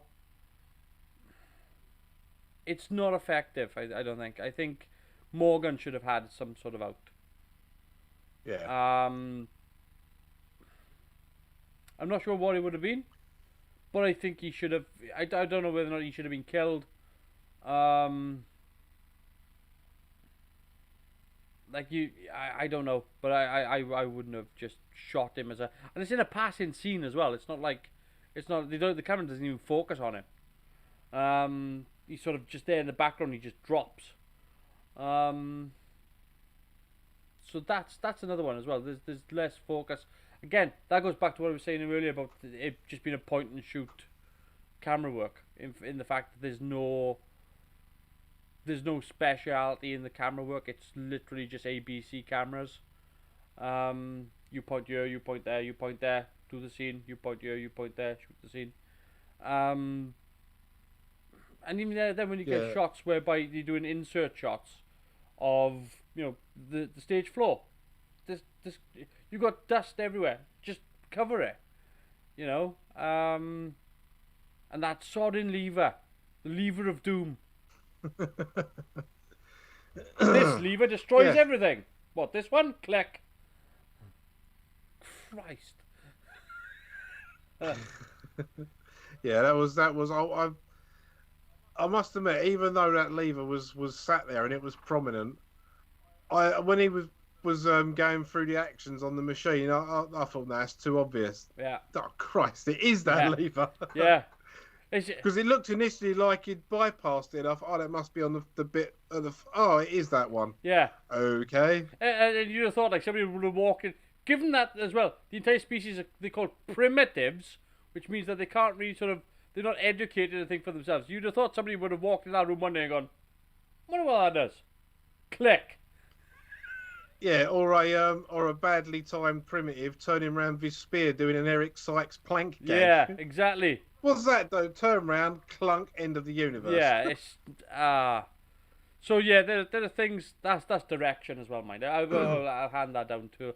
I don't actually know who directed it. I did look and I forgot, so I'm gonna take a quick look at that. Let's have a quick gander at this. Colonoscopy in space. Because my God, did it end up the arse. What's this done? God, they've altered IMDb now, and it's weird. Director Michael E. Bryant. So Michael E. Bryant's known for Emmerdale. Well, there's a shocker. I was going to say, there's a reason we don't remember that name. Howard's Way. Again, point and shoot TV. Breakaway. Secret Army. I mean, yeah. Revenge of the Cybermen. He did do Robots of Death, mind. So. Oh, okay. He did a few. Done Green Death. So he's got it in him. He's not. In fact, he done quite a few. Oh no, they're 4 bottles there. Well, it just seems in this one he was doing it by the numbers. Yeah, I mean it is a paint by numbers episode. That's exactly what it is. Paint by numbers Doctor Who. It's a shame. But like I said, next week we got Demons. 5 parts next week then. It's I don't know what can I say about Demons before we get to it. Again, it suffers with my pet peeve. If you're gonna do Supernatural, do Supernatural. I like the Supernatural vibe to it. I even like the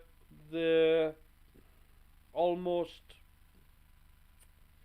dark magic vibe to it as well. I think that's good. Having the master kind of delve or dabble with black magic is kind of an interesting notation. But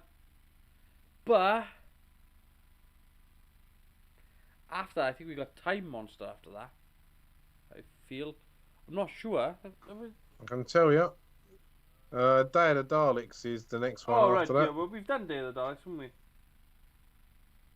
Yeah. Oh no, no, no, Uh, no. We got Curse of Paladon. Yeah. And we've done Sea Devils, haven't we? yeah. So you might as well do the curse then to Yeah, we'll do. sort of bookend then. Yeah, we'll do Demons, and then Curse of Paladon, and then the Mutants, and then we got the Three Doctors. So interesting. Yeah, so we really are cracking on through Pertwee, and I'm quite glad about it actually. Where the hell? I'm sure I've missed something. I've let me just I'm gonna have a quick look here. Well, the Time Monster is after the mutants. I thought so. So between the mutants and the Three Doctors. Series 8, episode 64. Yeah. Or Serial 64, I should say. Yeah. It's no. See, that's one where I'm okay with it being alien, and the reason is that it was always alien. It was alien from the start. It was alien. But what I like with the Time Monster is when it plays out and it gets to sort of the reveal. Then what you see of the Time Monster is almost like a Q-like entity. You know, it's something that's above normal morality. It's outside of good and evil. It's above and beyond all that. And those are concepts of sci-fi. If you're gonna do a monster and you're gonna do something that is supposed to be this bigger than operating on a different level life form, then that's the way you go. And I don't like it when they play off monsters like mummies, like those sorts of things, and they didn't go, oh, it's an alien. No, don't do that. There's plenty of good sci-fi that you can get out of making a vampire story a vampire, a mummy story a mummy, a zombie story an actual zombie. And I don't know why they don't do it. Why not do dark magic stories that involve these sorts of things? Why not? It's a field that operates inside Doctor Who that they just don't explore. I mean, the good thing with demons is it does end up going into a demonic place. But unfortunately, it just buckles and folds like a wet paper bag. Yeah, it's. But I think it's a better version of Doctor Who anyway to see that, because at least it's dealing with stuff that is difficult for the Doctor to swallow. It's difficult for him to sort of like go, it can't be this. I realise, and they've even got like characters in Demons whereby you've got your typical sort of. I think one of the women actually identifies herself as a witch. But again, I feel like, because it's strange, Time Monster I think doesn't get as good a reputation because it's I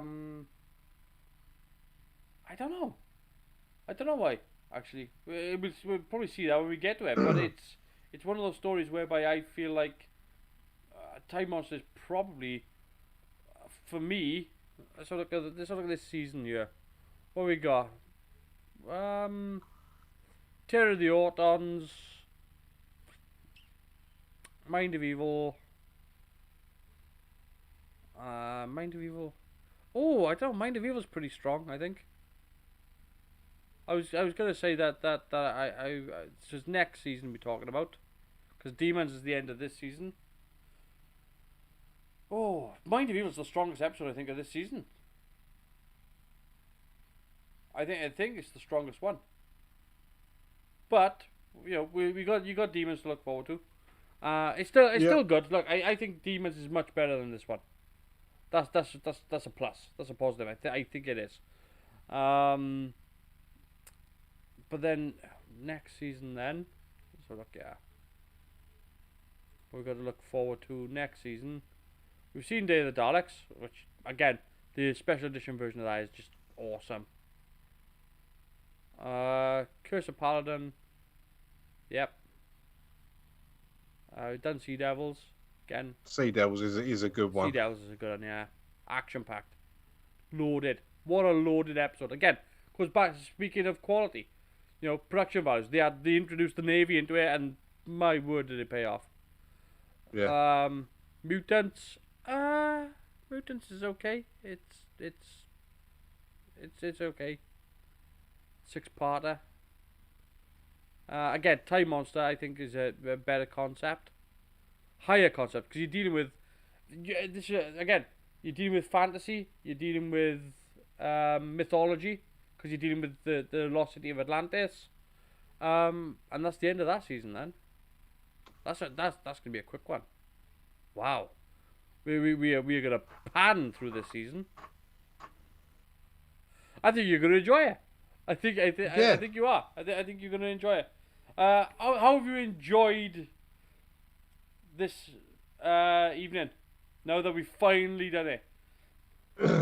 Yeah, I mean, even though it's only a 6 out of 10 story for me, Yep. I still enjoyed it, and I still think it's better than anything made since 2005. Yeah. Because of the writings there.